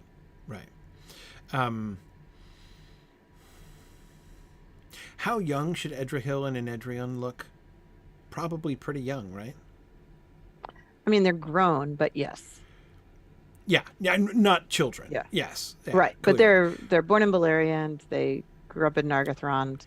Their dad was killed in the Dagor Bragollach, but they too were at the Dagor Bragollach. Like they weren't Right. too young to fight. Right. So they are grown. Yeah. But it does seem to me, even just from what I'm remembering of Ilana's script last week or last time, they come across as pretty young. Yes. And so therefore it does seem like to have them, cute, freshly scrubbed looking 20-year-olds or something, or like some actors in their young 20s. That would be fine. Yeah. Yeah, would be good. 'Cause Whereas they're- Inlor should look more mature. The elves are old enough to have remembered when the House of Beor lived in Nargothrond. Sure. So they're not actually less than 100 years old. But again, They're it's coming across as quite young compared to their Yeah. compatriots here. Yeah, and even in the kind of human equivalent charts that Tolkien was obviously, it turns out, so very fond of in his later years, they would be somewhere like 20, even if they were that age, or Right. in their early 20s. So yeah. Exactly. Okay. So yeah, we would want Finrod. Who do we cast as Finrod again? One moment, please. I'm forgetting. Nico Evers Swindell? I have no idea who that even is. Oh, right, that guy from Grimm, right? Yeah. Yes. Yeah. Apparently. Right. I have no recollection of this. Right. I've little recollection of it either, but I think he's cool. Okay. All right. So, and he is, wow, younger looking than he is. He's much closer to my age than I would have guessed by looking at him. Which is but, great for an elf. Which is great for an elf. Perfect. That makes him perfect. Yeah. Exactly. Yeah. So, yeah. Whoever we do for Ingvar needs to be similar. Can be like an actor in his 40s that still looks like youngish, right? Yeah, I think we were trying to keep 40 as kind of our max for elves, just to keep them looking young-ish. Yeah. Not to mention attempting to mitigate and their arc may continue for 20 more years. But in Inglar's case, that won't be an issue. It's right. Not an issue for Inglar. Exactly. Exactly. So he could be 40. It's fine. No It could be worries. anybody. Yeah. Yeah. Okay. Right. So, yeah, that would be the one distinction I would want to make there. Okay. Yeah. Just we have a few elves we can cast, even if Few they're elves real we minor. can cast. or what. Exactly. And again, if somebody has a fun if somebody has a fun cameo suggestion for Deadway, I'm totally here for it. But other than that, I don't see a real reason to. I can't even see any strong characteristics. He's dead. His Right, living character. right, he has to be dead. He has to be a realistic corpse. There you go. There's the role that Dennis is looking for Sean Connery, for young Sean Sean Connery. Actually, casting dead people as the corpses is probably insensitive, but yeah, I agree. Yeah, Anyway, I think we yeah. should stick to our living actors rule just for. Exactly, even for dead people. Yeah. Yeah. So, like I said, if anyone has fun cameo suggestions, I'm ready to listen. But other than that, I don't think. I mean, Nick, you talked about casting the sound engineer's daughter for Ilanol. We could cast the sound engineer for Deadway. Right. You know, I mean, it's like there's really. That better be a fantastically good-looking sound engineer. Well, but see, even they're ghostly, right? Like, I mean, Yeah, it's Yeah, you fix it in makeup, right? It's fine. fix it. Well, I mean, we're basically CGIing Deadway, right? I mean, there's. Well, little... yeah, but there's gonna be an actor there who gets filmed. Yeah. Yeah. I I think mean, so. Sorry. an actor with a mortal wound showing, so I mean, it doesn't have to Right. look that good. Right. But no, Exactly. I agree. There's Yeah. an elven character to this. Yeah. And Exactly. Yeah. Right. There are certainly some actors who would not be good candidates. Yeah. Okay. And then last few miscellaneous persons, we do have a couple dwarves. Xerox, who is going to be a relevant person because that's the beginning of the Nargothrond, or not the Nargothrond, the Noglamir. Naglamir. Thank you. That's the N word I was looking for. The Naglamir plotline. So Xerox,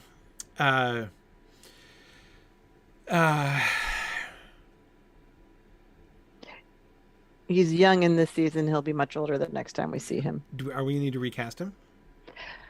I don't know. I mean, he's a dwarf, so he can have lots of prosthesis stuff going on. Prosthetics. Yeah, It's fine. exactly.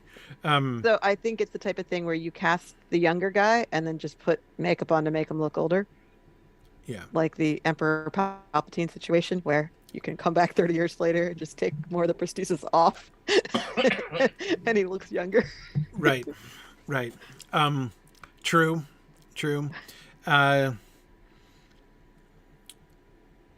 Yeah. Okay. So what do we want in Xerox?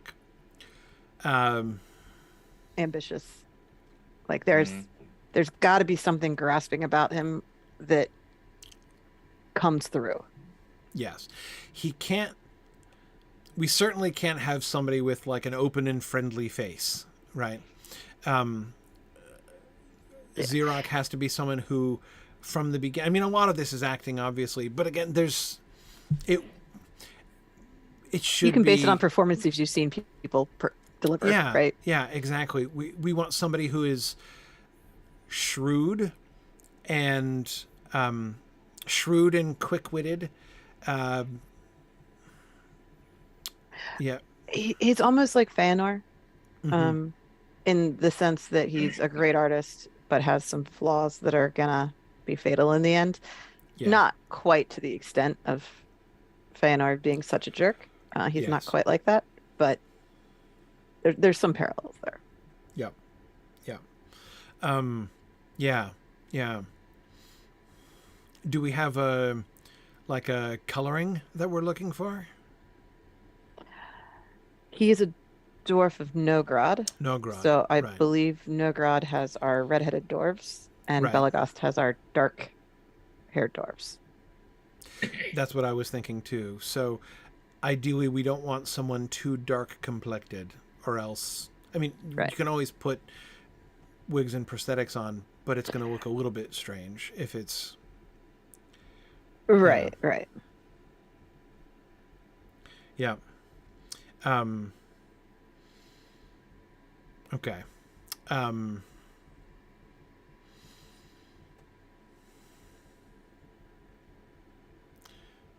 Wow, we get lots of dwarf name suggestions.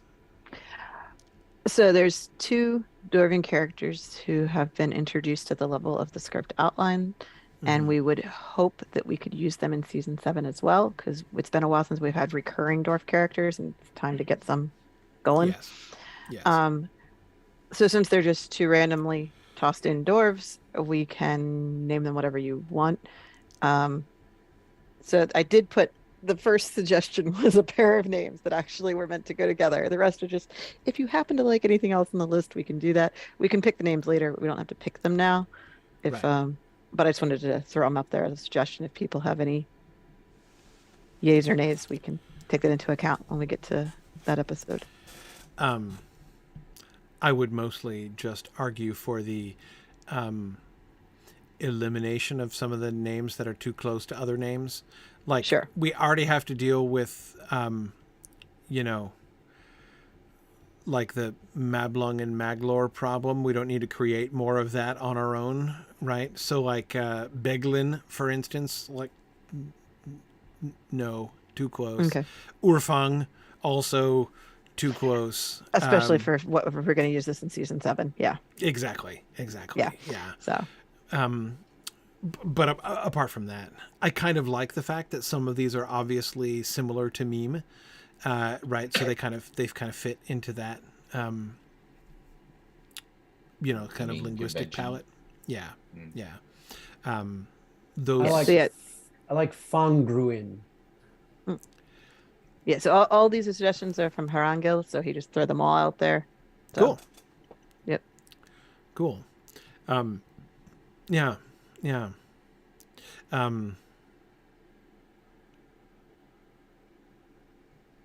Yeah. Lots of interesting suggestions. I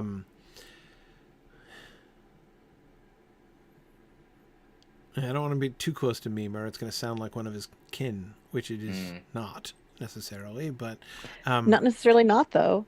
I mean, Right. the whole idea We of could- being exiled is he could have kin in there'd Belagund. be kin back in the homeland. Yeah. Hey, the only issue being that meme is a name that comes from an older. I mean, I guess that doesn't matter, does it?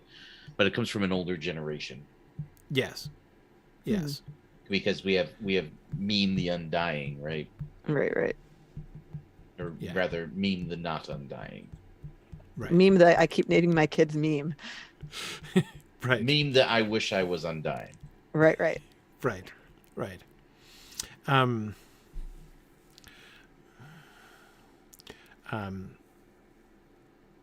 Okay. Yeah. But I'm loving the idea of more recurring dwarf characters. I think that's it's a thing I do think that it's good for us to go out of our way to do, lest we be stuck with almost nothing but random functionally faceless dwarf characters from here on out. We do have to kind of go out of our way to create dwarf characters that are going to be sustained parts of the story. I'm totally blanking. Who began with an N? Narn? Was it, who was Norn. the guy? Norn. Right, Norn. Yeah. I love Norn. Norn was an awesome character. I thought that was like Norn was a really, really successful recurring dwarf character. Exactly. I loved both like the concept of Norn's character, how Norn like basically was like he was the poster child of the mercantile relationships between the dwarves and the elves of Doriath. Loved that, but also like the growth of his character, between season 2 and was it the beginning of 5? It was the beginning. He was introduced in 3, and he Right. survived through season 4 with the founding of Nargothrond. That was Right. his final Right. story Yeah, that was line. his farewell. Yes. Yeah, I loved that. So I mean, there was like real growth and like an arc to Norn, which was really fun. It would be really cool to be able to get back to that. We really haven't had anything like that since. Yeah, in Norn. season 5, we had a lot of cameo dwarf characters where they would just pop in for an episode, do their thing, Right. and then leave. And that was to kind of emphasize the difference between elves are immortal and dwarves aren't. But Right. it's And hard to also in that case, it was really the dwarves in question were really ancillary to the major elf characters, like Right. Eol, right, or like Caranthir, right? Exactly. Yeah. So Yep. Yep. this will give us a chance to have people who are doing things who are not Azagal, Mm-hmm. Exactly. because we're going to need Yeah. Dwarves of Belagos to do some things next season, and it can't be the king. Right. Doing everything. So- Yeah. Exactly. Right. So these are the characters who can do the things leading up Right. to the Right. Near Ninth. Azagal Yep. gets to do something in the Near Ninth. He sure does. He sure does. So we will have him, but Yes. for other Yeah, stuff. and he was the exception I had in mind when I said almost all faceless characters. He's the one of the clear exceptions that we have coming up. But as you say, it can't just be that. So that's cool. Hard to think about casting demands for Gorgol the Butcher. Really, it's about like instructions to the CGI and prosthetics department. Is it more than anything else? I mean, Well, for physicality stuff, how big is this guy? Like 8 feet tall, or 3 feet tall? Where in that range are we aiming with 7 feet tall. Have we cast the mountain yet? I know it came up for Bulldog, but I don't remember if we cast Have him or we not. cast Bulldog was the question I was just going We to have cast Bulldog. Let me Yeah. one moment, please. Yes. Bulldog is Conan Stevens. Who is not the mountain? He is not. He's the guy who plays orcs in The Hobbit, right? No, right? He is 7 feet tall, and he's got a background in ballet and pro wrestling. Like you do. Yeah. I think he probably, and he was in Battle of the Five Armies. Yeah. So I think he was the mountain. There were 2 different guys that played Gregor Clegane. Okay. I think he was the first dude. Okay. Okay. So we've already cast one of the mountains. If you would like to cast the one other mountain. What is One of that the guy's mountains. name? Oh my gosh. don't Anyway, know. he's a big dude. Sure, there are plenty of big guys out. If that's what we want for Gorgo the Butcher, we can. Again, So Beren doesn't have a lot of feats of bravery, so the part where he kills this guy, if it's a Yeah, really big if he's dude, that's going to enormous. look more impressive. He I does think kind of stab him in the back, so it's not a. you not gotta really a do what fair you gotta fight, do right? when you're fighting an 8-foot orc. Yeah. But So I would do I'm it. mostly thinking of like hierarchy or like genealogy or orc wise, like not even thinking about his role specifically, but like Bulldog is the big deal, right? Yes. Bulldog was like the demigod. That's of why orcdom. he's this big Yeah. guy. He's supposed to stand out. He's what was it you said? The orc or something. the Ur like orc, that. exactly, exactly, yes. Not the Uruk. The Ur Uruk, exactly. Yes. He's the Ur Uruk, I guess. Then isn't he? He is like the orc after which all other orcs are modeled, basically, right? And Right. so therefore, I don't think any other orc should match up to to his Bulldog. stature. Even though you got to think there's plenty of evidence that suggests that both Morgoth and Sauron tend to think in terms of, but now I'm going to release the even bigger model, right? I mean, like one could imagine, I guess, them deciding that they wanted to improve even on the Bulldog model. But if we really want to make Bulldog stand out, my tendency would still be to say Bulldog stands alone, is the apex of orcdom, basically, historically, and everybody else is going to be a kind of a weak imitation. So Gorgo I would want to be lesser, but that doesn't mean he can't be still Right. large. If we've got 7 feet tall as the starting point, Right. shorter than that is still possibly quite tall. Exactly. So I'm thinking of Gorgol the Butcher as like the size of an NFL lineman rather than the size of Andre the Giant, basically, is what I'm Okay. saying. Yeah. That's fair. Okay, but a big guy. Big guy. So NFL lineman. So NFL not line, Shaq. yeah. No, not Shaquille O'Neal, but yeah, I'm thinking like NFL defensive end is the body type I have in mind. Not an offensive lineman, a defensive end. Yeah, yeah, there's a difference there. Yep. Yeah, exactly. So yeah, but yeah, somebody who's like 6'4" to 6'7", 300 pounds. You know, Big guy. Yeah. Less than 10% body fat, like we're talking huge, stacked, impressive person would be the physical. We can't cast Beren as somebody who's a bodybuilder, but we can cast Gorgle the Butcher. Gorgle the Butcher as a absolutely. Right. Yeah. Okay. So don't worry, Bodybuilders Guild. We still do have a role for you in this season. Yes, exactly. To get taken out by the guy who's not a bodybuilder. Right. Exactly. And won't that be fun? Right. Yes. Yes. Yeah. But yeah, apart from that, it's hard to think of like a physical look or something because then it's going to be. Well, yeah, he's going to look like an orc. He's going to look like an orc. Yeah. Yeah. But I just wanted to get some concept of what size you were picturing because that's great. Matter. That's great. Now, last and certainly not least, Huan. What do we want Huan's voice to sound like?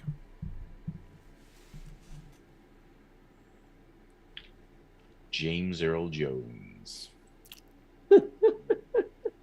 We can only cast living actors. He's living. What are you talking about? How old is he? Pretty old, but he voiced Vader in his most recent appearance. Okay. He voiced Vader in Obi-Wan Kenobi, I'm pretty sure. Okay. So he's still doing voice acting. That's encouraging. But do we want Huan to sound like he's really like old? Darth Vader? I mean, I'm not sure does Mufasa really sound like Darth Vader? Yes. I always thought so.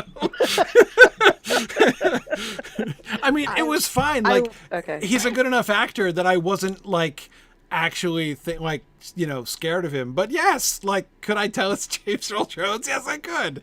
And is James Earl Jones' voice, when done in his voice acting, always Darth Vader in my head? 100%. Yeah. Oh, I know someone. But it's a good voice. Yeah. Alan Sisto. He has an IMDb page. That's true. It's true. Okay. But no, seriously, for a talking dog, what do you want a talking dog to sound like? I don't know. Like, I'm tempted to not cast him as a gorgeously voiced person. Jim Cummings. Wait. Not specific actor. I know. I'm just it's a joke. Actor. Like, he's the voice of Winnie the Pooh. Right. Yeah. Oh, yeah. Okay. Less maybe not that. Yeah. Maybe not that. And also the voice of Kaa the Python in Jungle Book, as I recall. Yes. Yes. Uh-huh. Yes. I just realized that. Nessa watched Jungle Book within the past few months, and I was like, wait, I know that voice. Yes. But it creeped me out the first time I realized that, which I didn't when I was a kid, but yes. No, yes. Of course not. Anyway, I think, so what should the voice sound like?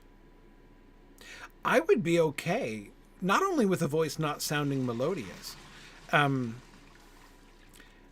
don't know. I almost would want to lean into the fact that this is not like some, it's not like the voice of a god speaking through the dog or something like that, right? This is like a dog who's never spoken, who is given some, like, there's magic involved. Like, there is supernatural thing happening here, and yet I think he should sound like a dog. Like, I think it should not sound like a normal human voice. I mean, there's been lots of films where there's a dog who talks and they always choose a normal sounding human voice for the dog. So if we didn't do that, it would be unusual. Doesn't mean we can't, but yeah, I mean, but if we were to do one of the normal, like, if we were to do something like James Earl Jones or Liam Neeson or something like that. No, I mean more like Wishbone. Right. Yeah, Like sure. there's a dog on screen and there's a Well, random but that's person an talking to extreme the dog. example. Wishbone, because Wishbone is like a narrator, right? So, Yeah. it would be kind of hard to have Wishbone's voice be doggy all the way through the show. That would be Actually, I'm interesting. looking at Jim Cummings's filmography, and it's looking really, really good. He's also the voice of Tigger, by the way. Is he still alive? Yeah. Yeah. Yeah. Yeah.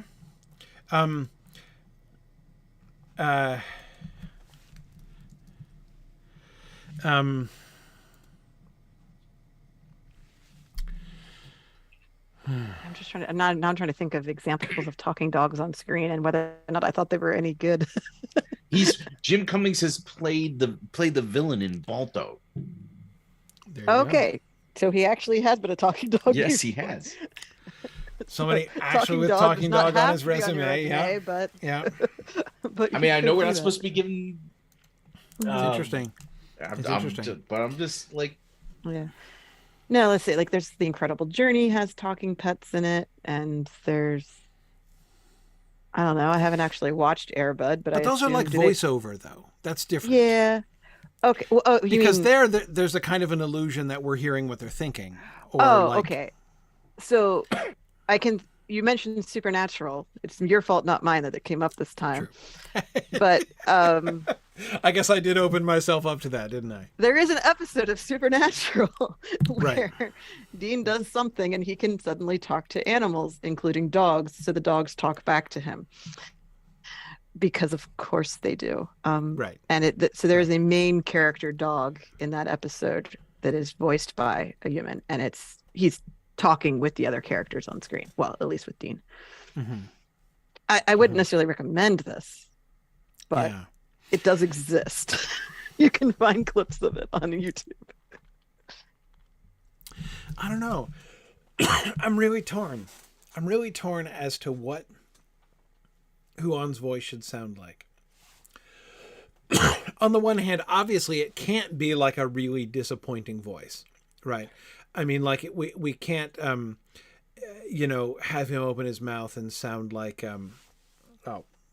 what's his name? The comedian who played the parrot in the original Aladdin. Iago is the parrot. I don't know the name of the Yeah, comedian. yeah. Anyway, I'm blanking on the name of that comedian who has the really idiosyncratic, sort of like Gilbert Gottfried. Thank you. Yeah. We don't want somebody with a voice like that, right? Like, somebody with this sort of, like aggressively atonal, unpleasant to listen to voice. Like, it's part of his comedic shtick. Gottfried's is. And he's dead anyway. So there we go. But anyway, the point is, we don't I want. have no idea how many of these people are alive or dead. This is terrible. We wouldn't want to. Yeah, I'm losing track of a lot of this too. We wouldn't want Huan to open his mouth for the first time and have his voice be like, weird, nasally, whiny, like it can't be a disappointing voice. But So you again, want it to be I'm a not growly convinced. voice because he's a dog, so he has Maybe to have the deep growly voice. I'm not convinced that it needs to look like. Is that from Balto? Are you continuing your lobbying there, Nick, with your I'm background? just like, Yeah. I'm breaking all the rules. I'm sorry. Yeah, I don't think, but like the more I think about it, the more I dislike the idea of him opening up his mouth and sounding like James Earl Jones or Liam Neeson. Like, or even like, Lloyd Owen would be another suggestion of somebody with a gorgeous voice, right? That would be lovely, but I'm not sure that's what Huan should sound like. But I'm not sure what it should sound like. What I wouldn't want it to sound like is somebody else talking through Huan. Like, I want it to be clearly His voice. his voice. This is the dog's perspective. He does have in Alana's script where he speaks for the first time, he has slightly archaic speech patterns because Right. he's of Valinor and all that. So he's going to sound a little bit old-fashioned and remote. But is there any personality trait he should have? Like, is he down to earth? Is he what is he? other than a very loyal dog. I would be cool thinking, especially of the role that he's playing with Beren and Luthien specifically. He is he's the wise mentor figure, right? I mean, he's like the wise hermit. He's like the Obi-Wan figure, right? I mean, he's So Ewan McGregor. no, or no, Alec I Guinness. was Alec Guinness is what I was thinking of more than anything. Yeah. The Alec Guinness age is what I was thinking. So we do want an older voice. I think an older voice. I think I do want an older voice. All right, so James Jones is back on the table then. He's back on the table, right? Still a little Vaderish for me, but yeah, it's yes, I definitely think an older voice. Okay, so mature, conveying Mature, wisdom, wise, but the voice of a dog. Yes. So a growly voice or a human voice that just dogs have a human voice suddenly for some reason magically. I would want a voice like with character, right? Like, okay. It's something.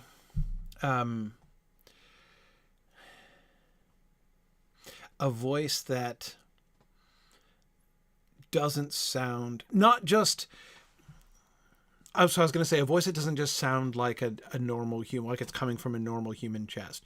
Not in the sense of like James Earl Jones' voice is so resonant and beautiful that it doesn't sound like it comes from a normal human voice. Not in that sense, but in the sense of like, yeah, something. The more you talk about this, the more I feel like we need a professional, well-established, and versatile voice actor. Is what which that's sounds like I'm still lobbying, but I'm not. This is You're not? I thought you were. No, okay. No. Okay. That. Well, I think a lot of voice actors have a long resume because voice acting is usually a much shorter thing. So if you've done it, you've probably done a lot of it, and not in all cases, but in many. So yeah, I think if you find somebody whose work you like, you can probably find 15 different voices they've done that are all within a certain range and just pick the growliest one and the most doesn't sound human one. Yeah, but I'm not just thinking like find me like a 70-year-old chain smoker kind of voice when I talk about that's what I was voice. like. That's possibly on the table. I wouldn't say no necessarily, right? Like that could work, but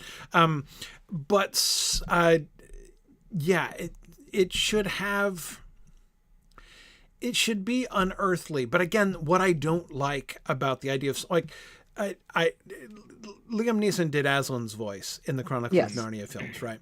And like that worked for me. Like that was a good show, but that's exactly the effect I don't want for Huan. And I'm not saying I dislike Liam Neeson. Again, he's awesome voice, but that effect. But you don't want Huan to be Aslan. No, I don't. I don't want like the dog speaks and it speaks in like the voice of God, right? Like that's not the effect that I think it should have. He speaks in the voice and honestly, I think that's why they went with Liam Neeson there because like they were actually going for the he speaks with the voice of God. Liam Neeson has, but it's not just that kind of like. What's the word? Mellifluous? Is that the mellifluous? The word? Yeah. It's not just that he has this like real danger to his voice that he can bring out that Morgan Freeman, for example, doesn't have. Like and Morgan Freeman has played characters that have an edge to them. I'm not saying that, but he's also been the voice of God. Right. He's also been the voice of God. Yeah. But Liam Neeson has this like really razor edge. Like you can hear like the not a tame lion thing comes out in Liam Neeson's performance, not just in the story. And they add some growls too. Well, yes, but it's a lot of it's him. Like I know. I know. I'm just teasing. Yeah. So I don't know. I mean, I don't know if we've made this nomination process easier or worse, but at the very least, the first thing I want to push is not just the kind of like this guy has an awesome voice, and so let's use, because that's not, again, like, I love Lloyd Owen's voice. I don't think I would want Lloyd Owen in this role to play Huan, because again, that's not the kind of effect I would want Huan's voice to have. Okay.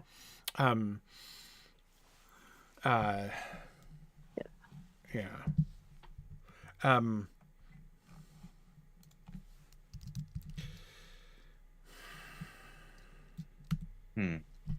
There's another actor that I have in mind whose name I'm forgetting, but it's probably just as well, because I'm not suggesting because we're not lobbying for particular roles. Who would do such a thing? I know. But yeah, I think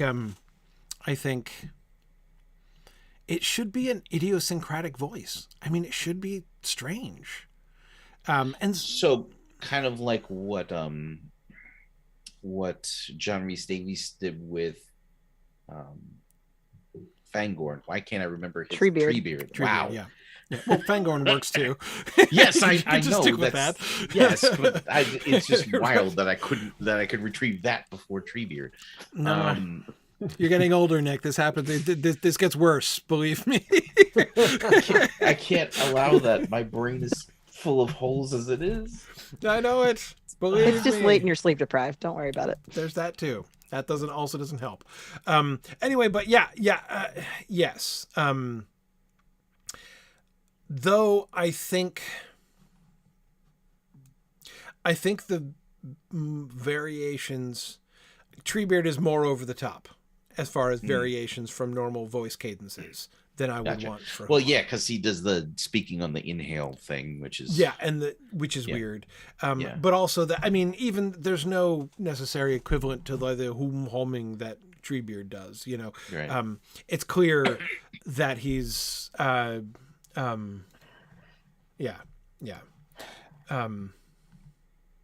But anyway, yeah. Well,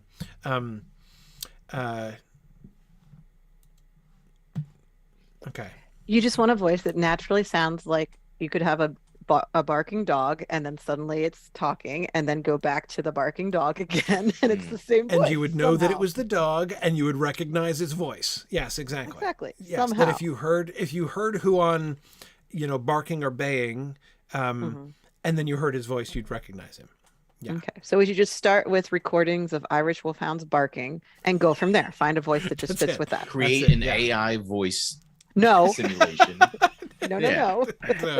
Some of those are quite good. I don't know what you're talking about. No. You need to have an IMDb page to get cast in the show. Oh, stop it. Yeah. It's not casting them. It's just audio effects. But we are casting. We are casting. We are. I assume you do want to cast the voice of Huan, yes? I mean, Yeah. No, after I think we definitely do. I thought we might want to do that. Yes, that seems like a good idea. Yeah. Okay. All right. Good. All right. Well, it's getting late, so that concludes that Huan is our last and very much not least character to discuss. Our next session, we're going to be going on to episode 7. Episode 7 is the song battle at Tol and Garahoth Part 2, when Luthien comes. So we're going to be saying our fond farewell to Thurin Gwethel in the next episode. We're going to be taking down Sauron will be defeated for the first but not the last time in SilmFilm history. We're going to kill off a bunch of red shirts and then also say goodbye to Finrod. Saying goodbye to Finrod too. So there's a lot of significant goodbyes going on there. Also Drogluin, but at this point, Right, yeah. Drogluin, it's hard to even Thorin Gwethel is a more tearful farewell than Drogluin. But yeah, this is a major, this is a very impactful episode that we're going to be talking about next here. Episode 7. Do we have a? I can't remember. Do we have a voice actor for Drogluin? yes. Okay. I can figure out who that Glad is. somebody remembers these things. Oh, I don't. It's just all written down. So You know what's funny? So I have IMDb Toby open over Kebbell. Toby Kebbell is our voice of Drogluin. I think he did some work in Planet of the Apes. here. Mm. Yep. But I don't. Yeah.